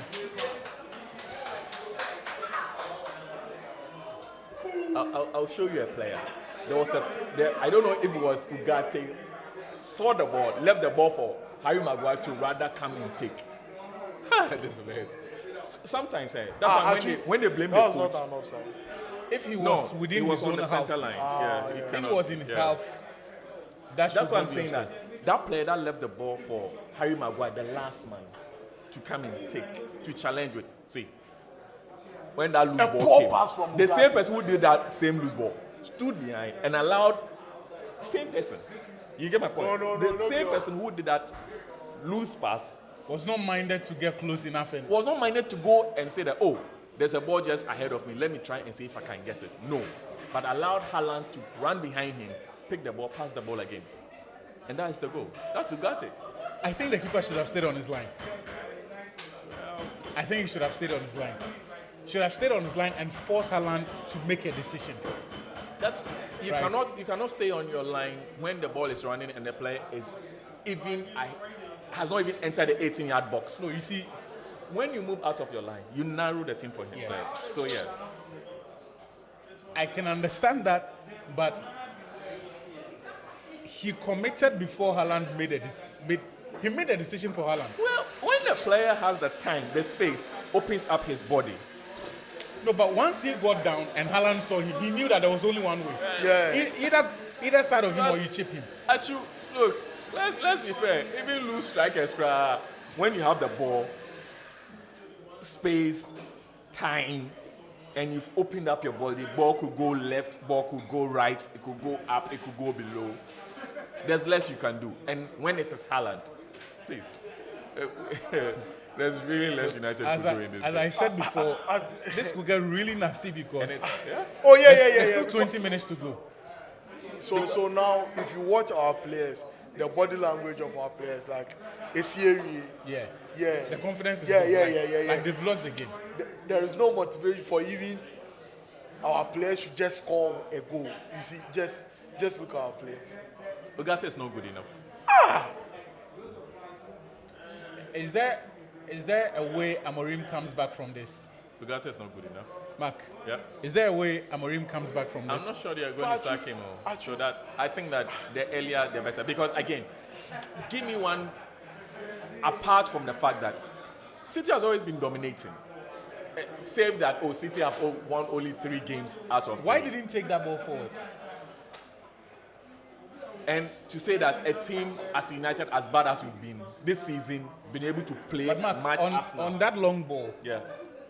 I don't know who was there, but that player should have taken the ball forward. So you see why I'm saying that. So United's play was now is brutal. like, you could say that Ahmad has affected. Did I say Ahmad? Amorim has affected the play to be able to play with other teams. But now when you are dominating, you have to have the Just ability look at the to fans. create. Which players do they disrespect have? Manchester United. They are not even watching the game. Yeah. Which players do you have to create? So sometimes people say United should play on the counter. I was like, you cannot be a big boy and play on the counter. This is good. You have to know how to create. But they don't have the The ability. pass was wide though. Because did you see the person who was passing the ball? Who was it? Ugarte. He doesn't have the ability. Ugarte. So you see, ability to create. So it's like, I see the 10. I don't have the technique to execute. Because this ball should easily run through. It's a true ball. the same ball that somebody gave to Haaland, that you're saying that Delete should have run, because at the end of the day, the ball was going to bypass Delete anyway. Because it's a true ball. The essence of true balls are that you see the ball coming, there's nothing. Hey, Kobe made right. Kobe Manu, why? You know, so United's problem now is the ability to create when we have the ball. When we don't have the space, when the bodies are behind the ball. City is defending, you would say, right? Yeah. How do you break them down? So now Bruno cannot do Hollywood passes. So he becomes deficient in this kind of setup. Because let's be fair, Bruno has been good because of the way we've been playing. There's space, so when we get one chance, Bruno long pass, space, run. But when it is close, when we need to, those intricate passes, that is where we are found wanting. That's what City have in the likes of, now they have Reinders to do that. They have Rodri to do that. Rodri does that very well, playing defensive midfield and still putting in true balls. Foden does it so well. They have their runners on their side. Dogu, as much as I think that he has less IQ, but good technique. Ahmad. So we do not have that more option. We don't have more of those options. Those players with the ability to do that. The player who has the ability is this boy, Kobe Manu. He's giving away the ball I cheap. have said that I would have preferred to play Kobe Manu as a 10. Because of, you would say, he's slow, He doesn't have the legs. He has the legs, but he's slow. But as a 10, he has the ability on the ball to find pass. And we've seen it before. He's done it several times in those spaces. Those small, knit passes, he has the ability to do that. Yeah. He has to develop more. And I feel like we should take him from that deep hole and put him up front. And that's why it becomes more critical, and you rule the fact that we didn't sell Bruno Fernandes. Because it would have freed the team.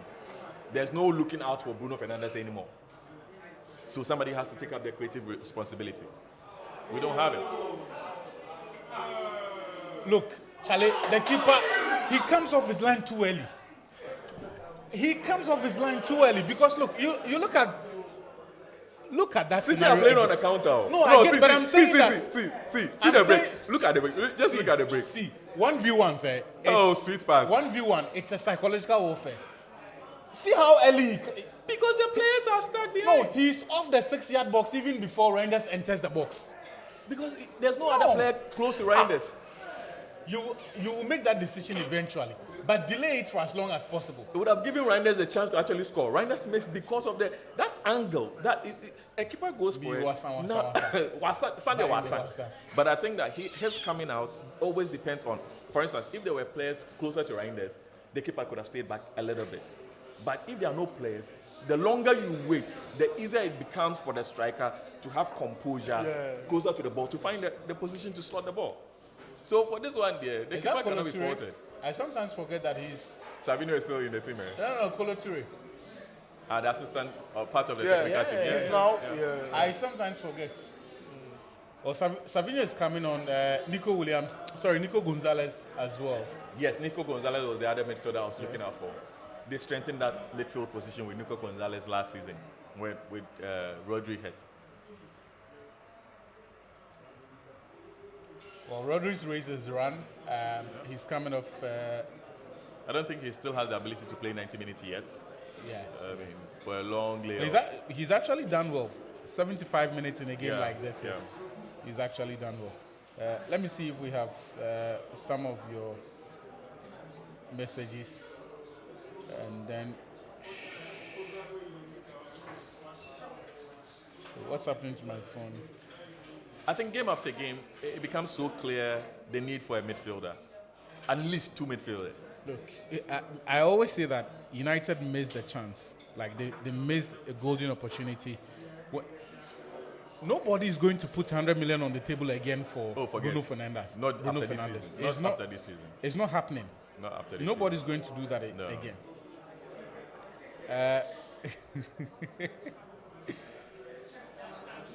Lauren George says he has given up. He says he's done with this game. Kwabna Apia Kubi says, you people will never learn. It be Baliba, you won't go sign. No, nobody was talking about Baliba. No, but people thought that Manchester United's problem was having legs, just legs. No. But they forget that when you get to the ball, what do you do with the ball? Before I forget it, this diagnosis of Amorim is the reason I don't rate him so much. The way he thinks that United needs just more legs in the middle of the park for his system to work. And that, because if you listen to all of the journalists that United were briefing before the season started, the description was that a very athletic, quick midfielder who can with get legs, up and down, and is a decent passer. That's not what United need. Far more than just a player who does. That's the point. We need creative midfielders. If the coach looks at the options they have, and he's just thinking about someone who can get up and down the pitch, and doesn't realize that Bruno, who is United's best midfielder, is on the decline. Is on the decline, and long term will not be good enough for this team. That is a massive red flag. Because as a coach, when you are thinking about how this team is going to set up and which profile of players will thrive in that setup, you cannot get the profiling wrong. Sure. You cannot say that you're a coach whose team has to play front foot football. But all the midfielders that you want to sign are players who cannot progress the ball. Hey. We always say with the 3-back system, can you get this guy off the pitch? Can you get this guy off the pitch? I rate Harry Amas ahead of this boy. See the space. See the space and time. See. There's Cut a player back, free. cut back. There's a Cut back. You can And even shoot. I see people insult Dallo. And sometimes I was like, if Dallo, we had two of Dallo playing left and right, we would have done way better. This should have been a goal. It is a goal. This should have been a goal. Like a simple cutback, because you have two options: Bruno at the edge of the box, and then Shesko, who was peeling off his marker. Because the moment you give to Bruno, that player that came to block you, you can't say. The chances are.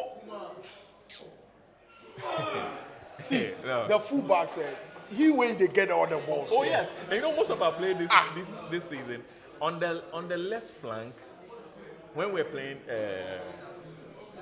what's his name, Cunha. Yeah. Still, most of the ball running were done by Dogu. Yeah. If only his decision making could go just a notch up, not even so much, just. Charlie, a notch up. this is not a good look.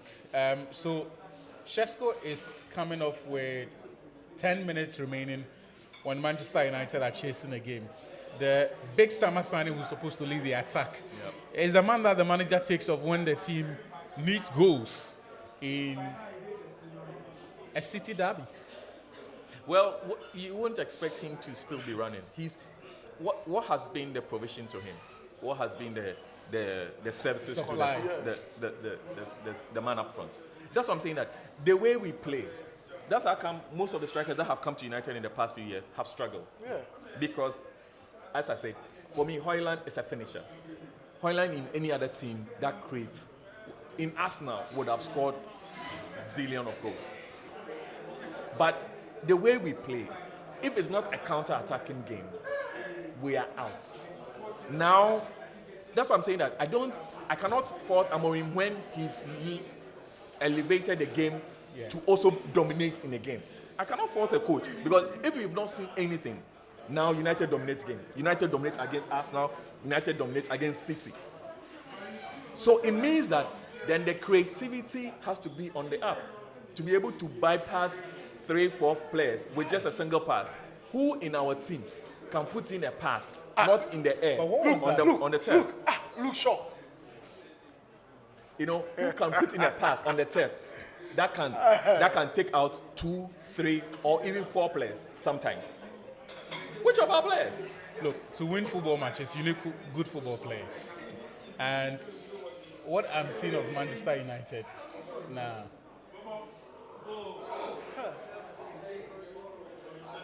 Unfortunately, 2 of our players who can do that are all on one side. No, have you realized? So Ahmad. Achu, I was asking a question with the Dogu playing as a left wing back.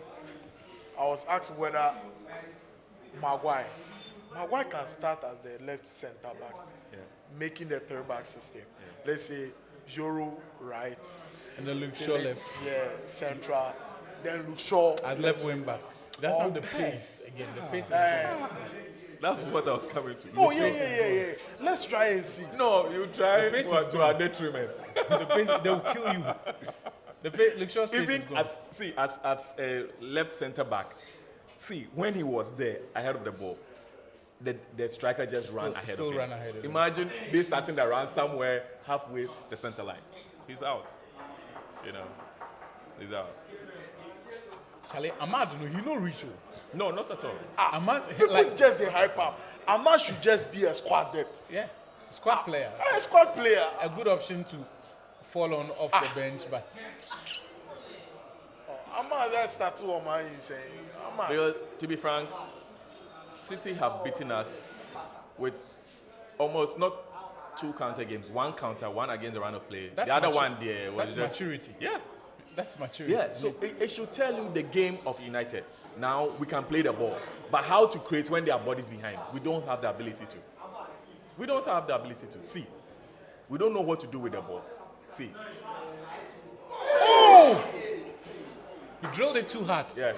You drilled it too hard. That's what I'm saying. We don't know what to do with the ball when there are bodies. You drilled there. it too hard. So it's like, that's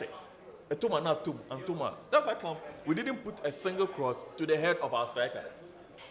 And Sesko has an amazing jump. But not a single ball. He drilled it too hard.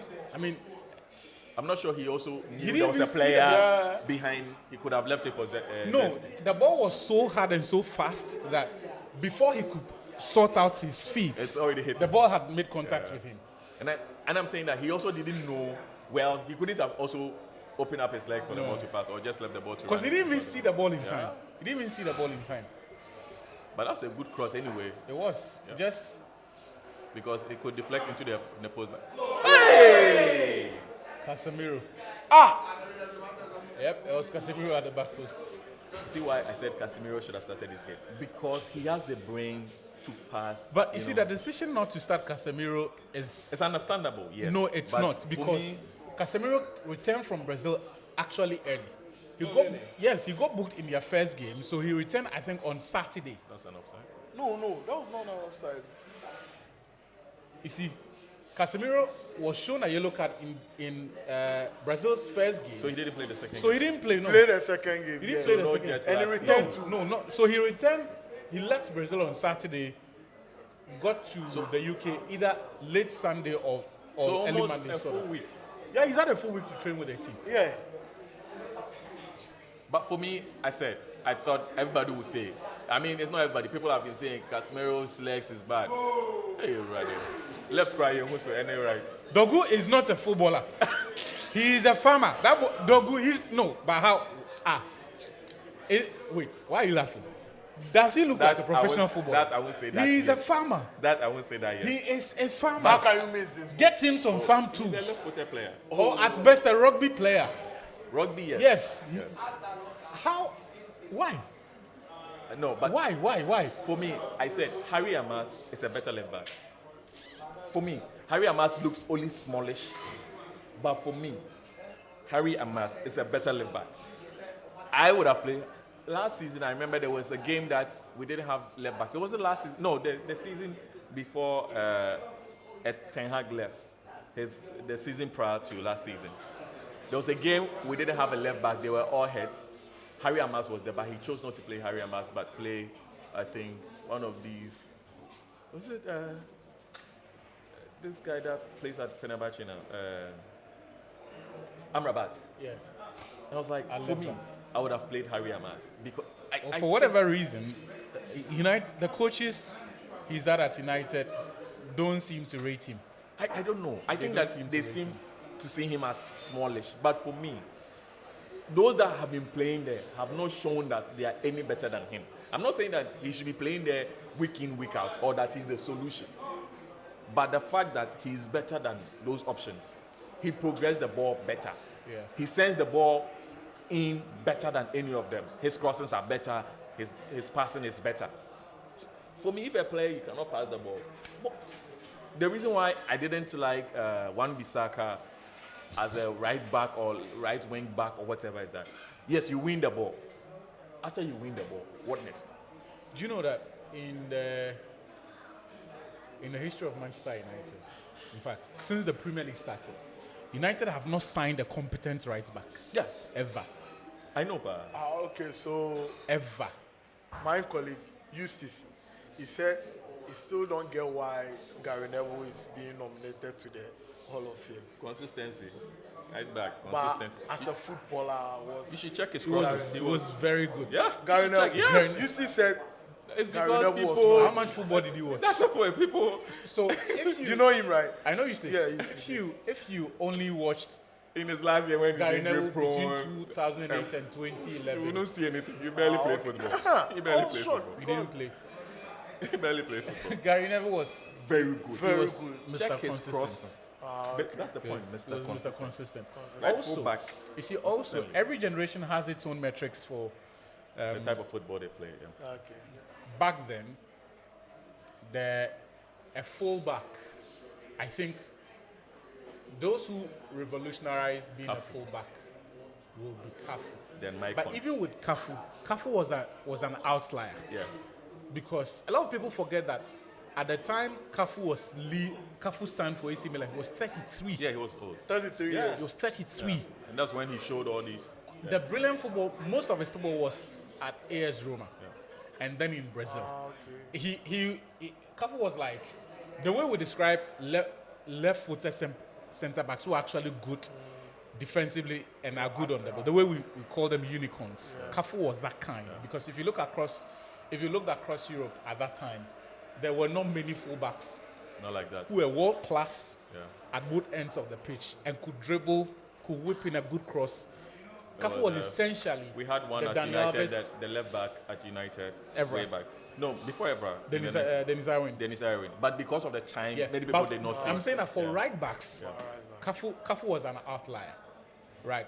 Even for the left backs, there were not a lot of them. Paolo Maldini was also an outlier, exceptional one. So, apart from him, the period where you started seeing fullbacks being required, or fullbacks who made it a thing, like you could look Young. at their game. Hey, Ashley Cole. Ashley Cole, Yeah. Douglas Maicon. Ashley Cole, Mike Compode later, because Ashley Cole was from Invincibles era. Yeah, before he moved to Right. Chelsea. Yeah. So 2003, 2004, in the Premier League era, Ashley Cole is the gold standard for fullbacks. Yep. In fact, even in the world, Yeah. Ashley Cole. He's the is- gold standard for fullbacks. So him. But as far as the right backs are concerned, for Manchester United, they've never signed a good one in the Premier League era, like from '93 when all the others that came in Was from were academy. either Raphael. academy players, Raphael, Danny Simpson. All of them were players who were promoted. At some Didn't point, make the Brown was grade. playing as a right back. West Brown. West Brown. Yeah, when When the centre back Gary action Neville and is fa- not playing. Yeah. when he could not compete for a play, because West Brown was at United from '96 or so. Hey, Yeah, 96. '99 he was part of the United squad. The treble. West Brown, yes. West But Brown. he was across different United teams. He was understand. never able to compete for a centre back, a starting slot at Yeah, centre so back. he was a squad player. So he was a squad player. So Same when as O'Shea, right? yeah, Best O'Shea, utility what player. was his natural position? Was a utility O'Shea player. didn't have a he didn't have a natural position. But when Gary Neville was about to retire, so from 2008, Even he prior started to that, playing. because of the 2008 injuries to Gary was when Neville, he yeah. started getting consistent game time at the right side. Because I was listening West to Brown. Yeah, West Brown. Vidic was explaining that when he first came, West Brown was competing for the right side of centre back. Yeah. And in fact, he was used to being a right-sided centre back. And he said, Ferguson told him when he signed him that you are going to be my left centre back. And he says, manager, wherever you want me to play, I'll play. Because at that time, Ferdinand was untouchable. You can't drop Ferdinand. And he knew that if he wants to compete with Ferdinand, he has to wait for Ferdinand to run out of form, which never happened until Only injuries. Ferdinand, only until injuries. somewhere in 2010s when injuries set in and he was not even playing. He had a back injury that took him out for almost a Yeah. year. Yeah, so. So we're in stoppage time now. It looks like United have managed to not concede any more goals. I don't know, but I think Casemiro looks like very fit. He's fit. No, This he's, is- yeah, look, his he's body- well rested. yeah, He went. his body. The guy returned. This thing is strange because I the think guy he's returned. slim now.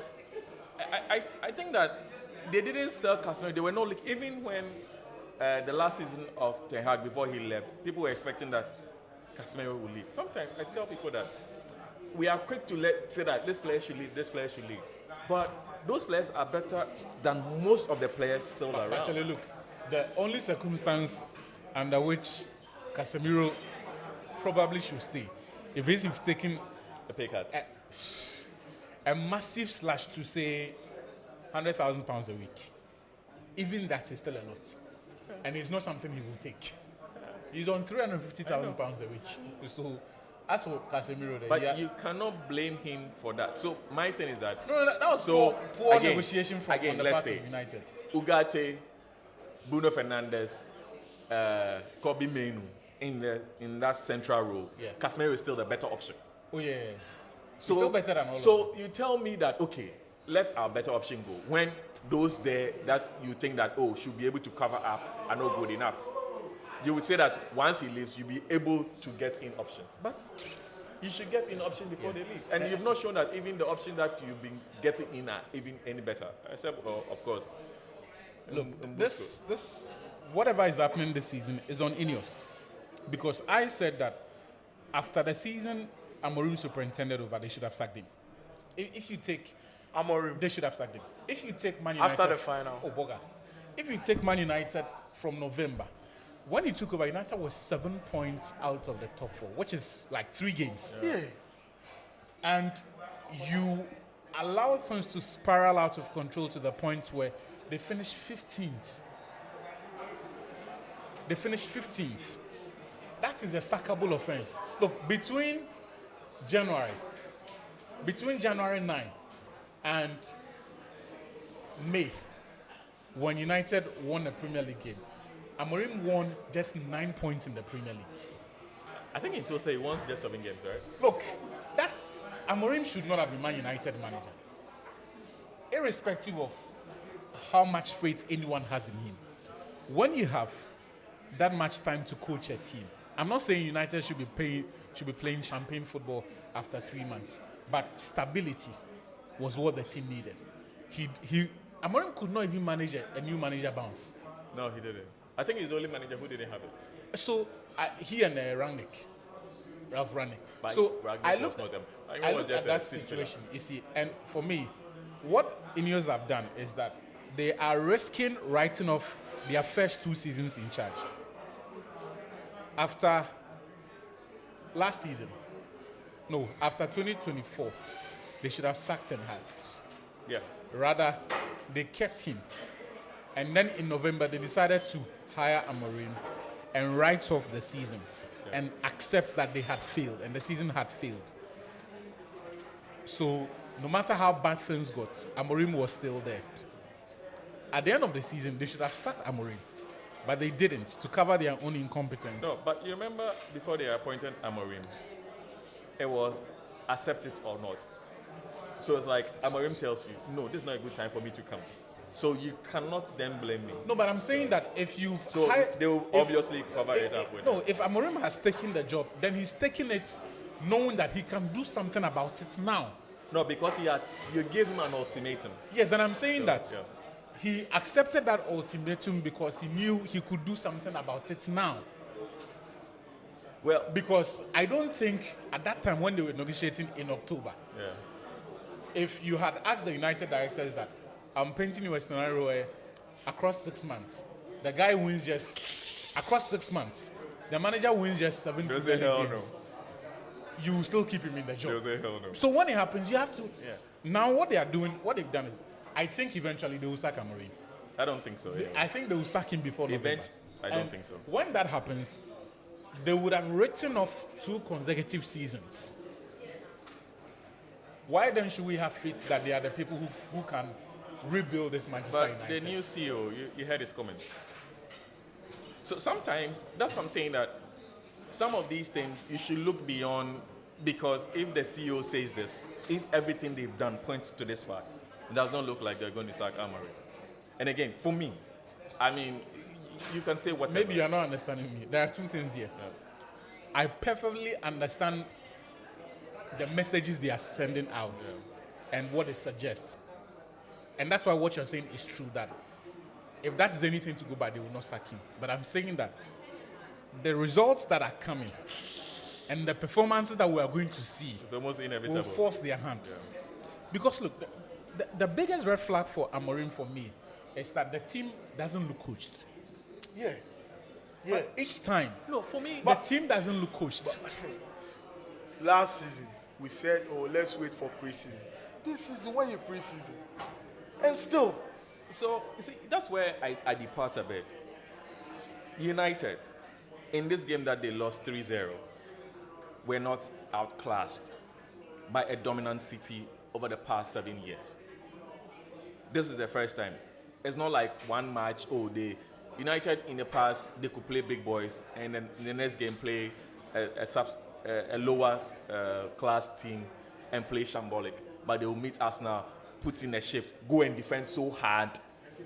But United this season have not really defended so hard, not against Arsenal, not against City. They've gone out there and played with them. The difference is that it forced City to play on the counter with better decision makers, with cutting-edge creators, with a super striker who, given a quarter chance, scores. So when you look at all that, and you can see United, you cannot say that it's a team that is not coached. A team that is not coached cannot come from being outplayed for the past 6-7 years to be able to play big boys. Mark, They cannot be a team that is not coached. I say they are not well coached because even for the thing that you say is the one redeeming factor in the sense that they are able to play on the front foot. And create chances. This is the first time United is creating like. What were the consistent- chances they created today? If you finish check. I just clear chance, just 2 pair. Today's game. No. These days, thanks to XG philosophy. Everything XG. crowd, XG remember? philosophy. Before you play. Oh, bugger. Before the game is over, they would have calculated it and shown us. But XGs are supposed to come before the game. Okay, so this, Charlie, they still didn't create enough chances. City created 2.60. United created 1.59.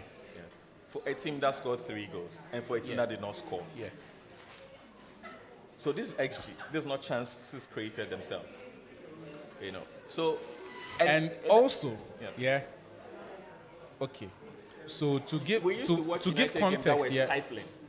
You To give could watch context and it was to give stifling. context to the But it's not City stifling. Yeah. to the City XG, yeah.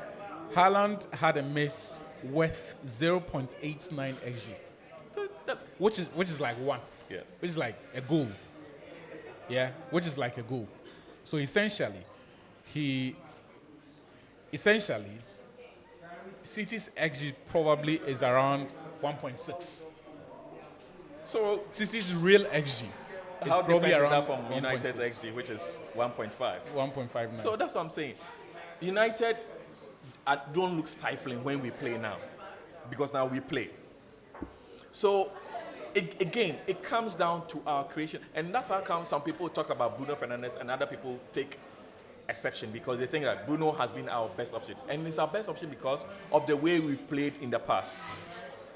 You cannot play the Bruno way when you're on the front foot. If you look at Bruno at the Portuguese team, you realize that the play is different. Check Bruno in the Portuguese team because they don't play on the back pedal. Yes, they don't play him as a sitting So midfielder. you don't even see Bruno's effect in the Yeah. So that's our point. So when United is relying on Bruno, when we are now playing front foot football, But Mark, with this system, that is why we should have taken the Saudi Arabia final money. thoughts on so I just want to finish what my brother was saying. With this system, you always go with a double pivot. You won't go with the typical number 10. Fine, you can sacrifice one attacker, that's the Cunha and Mbuemo. If you won't change your tactics, drop one and push Bruno forward. You don't expect Bruno to do a defensive midfielder job. In Portugal, they have the likes of Vitinha, Neves. They will do it for him. Manchester Inter, you just trust Ugarte, Casemiro. You play them and drop one off Cunha and Mbuemo. You expect Bruno to make tackles against Fulham, ball watching, even against City, ball watching. He can't track players. Valencia was ball watching since. Charlie. Yeah, probably. So Manchester United, these two shall pass. That's The things we say to console ourselves, Charlie, that's a it's bit serious, far. though. It's been, what, 10 years? More than No, 11. 17 It's 11 years. No, it's been 17 years. since. Okay, 12 years actually. Yeah. No, it's actually 11. Okay, so this is 12 the years 12th since season. Ferguson. Yeah, yeah. By the end of this 12 season, years it'll be since 12. Ferguson, and still, it looks very much like, look, United are nowhere near getting out of the woods. But, Mark, let's wrap it up. Final thoughts on I think that where do United go from here? United can only hope that Mbuemo does not get hurt, Cunha is back, and that they don't go on long-term injuries. And they can hope that it's unfortunate that Ahmad and Mbuemo play on the same flank, but they can hope that they can build a telepathy on the left. As for the left, Cunha is just a driver. You can see Cunha is just sheer force. Their ability to just run through and just make things happen. Not because he creates, it's just He has those feeling of back then our own Michael Essien can drive through middle, but Cunha has a bit of flair. So it makes things happen. He's not afraid to take the ball to defend the CS. So that's what they should hope, that it could keep working, and then maybe Sesko can find a goal or two to put in confidence. He doesn't seem to be lacking confidence at this moment, but if it lingers. What I find problematic is that when the center forward is on the pitch, the team won't put in the cross. Can't stretch opponents to send in crosses. But when he's off. But when he's off it, then you're sending crosses to Kobe Menu and then Zegzi. The players on the pitch, I don't know what's wrong with them. It's a coaching thing. It cannot be a coaching thing, because when they put in players to send cross and they don't. For instance, we watched this game where Ahmad, Sesko was free in the middle, decided not to put in the ball to Sesko. You cannot tell me it's a coaching problem. When everybody knows that Sesko, in training, he's used his head more. He has look, the only person who I think that maybe when he was in his prime, Ronaldo, who can jump high. Sesko's jump. He said, he jumped, and I was like, my guy, you're not Lufthansa, come down. He jumped. So you cannot tell me it's a coaching problem when he's bought a player who is good in a 6-yard box. Yeah. I think it's the players. For instance, you mentioned Ahmad where he feels like it's getting into his head. So the things he used to do before, he stopped doing them. I think that the players need to take some responsibility. I don't want to. But for me, the way they are playing now, we've seen that the problem is buying creative midfielders, central midfielders who have the ability to create, not just go and buy defensive. You see what they are telling us? With let him finish. You know, and it doesn't seem that but the transfer window it's as close. That's what I'm saying, that they can only hope that Mbeumo does not get hurt or go on long-term injuries. That their injuries are just about 2 weeks or so, because now we are not playing Champions League, we are not playing any European football. We are off the EFL Cup. We only have FA Cup and League to play. So when they are injured, they don't stay far for long, so that they can manage to get us some goals. Because you can see that the way the team is playing, they need creators in tight spaces. They don't have it. Okay. Charlie, the United were pulled all over the place. Drag. Final thoughts on where United go from here? From here? Yeah. I just posted on my TL that Amorim should go. Yeah, we should just sack Amorim. The previous week, I was supporting Amorim that I think I need to blame our players, but for you starting Ugarte in this game and Dogu in this game, and you can't, I think nearly a year, Amorim can win 2 matches on the road. Yes, nearly a year. That's very bad. Yeah. That's very bad. Yeah. So I think it won't work. We sign your players for you to play me or play your system. Yeah, so. Gradually, all of you will come home and agree with me that this guy should have been sacked in May. Yeah. Guys, thank you so much for watching today's. By the way, I forgot to mention that we're live or have been live from the Lennox Bar here at the airport here in the nation's capital. My name is Victor Achutanaklu. This is McDonald's Som, and this is Cyrus Agogo, aka Pooh. We'll see you. We'll see you on Thursday, for the Mallam Go podcast. Have a great week.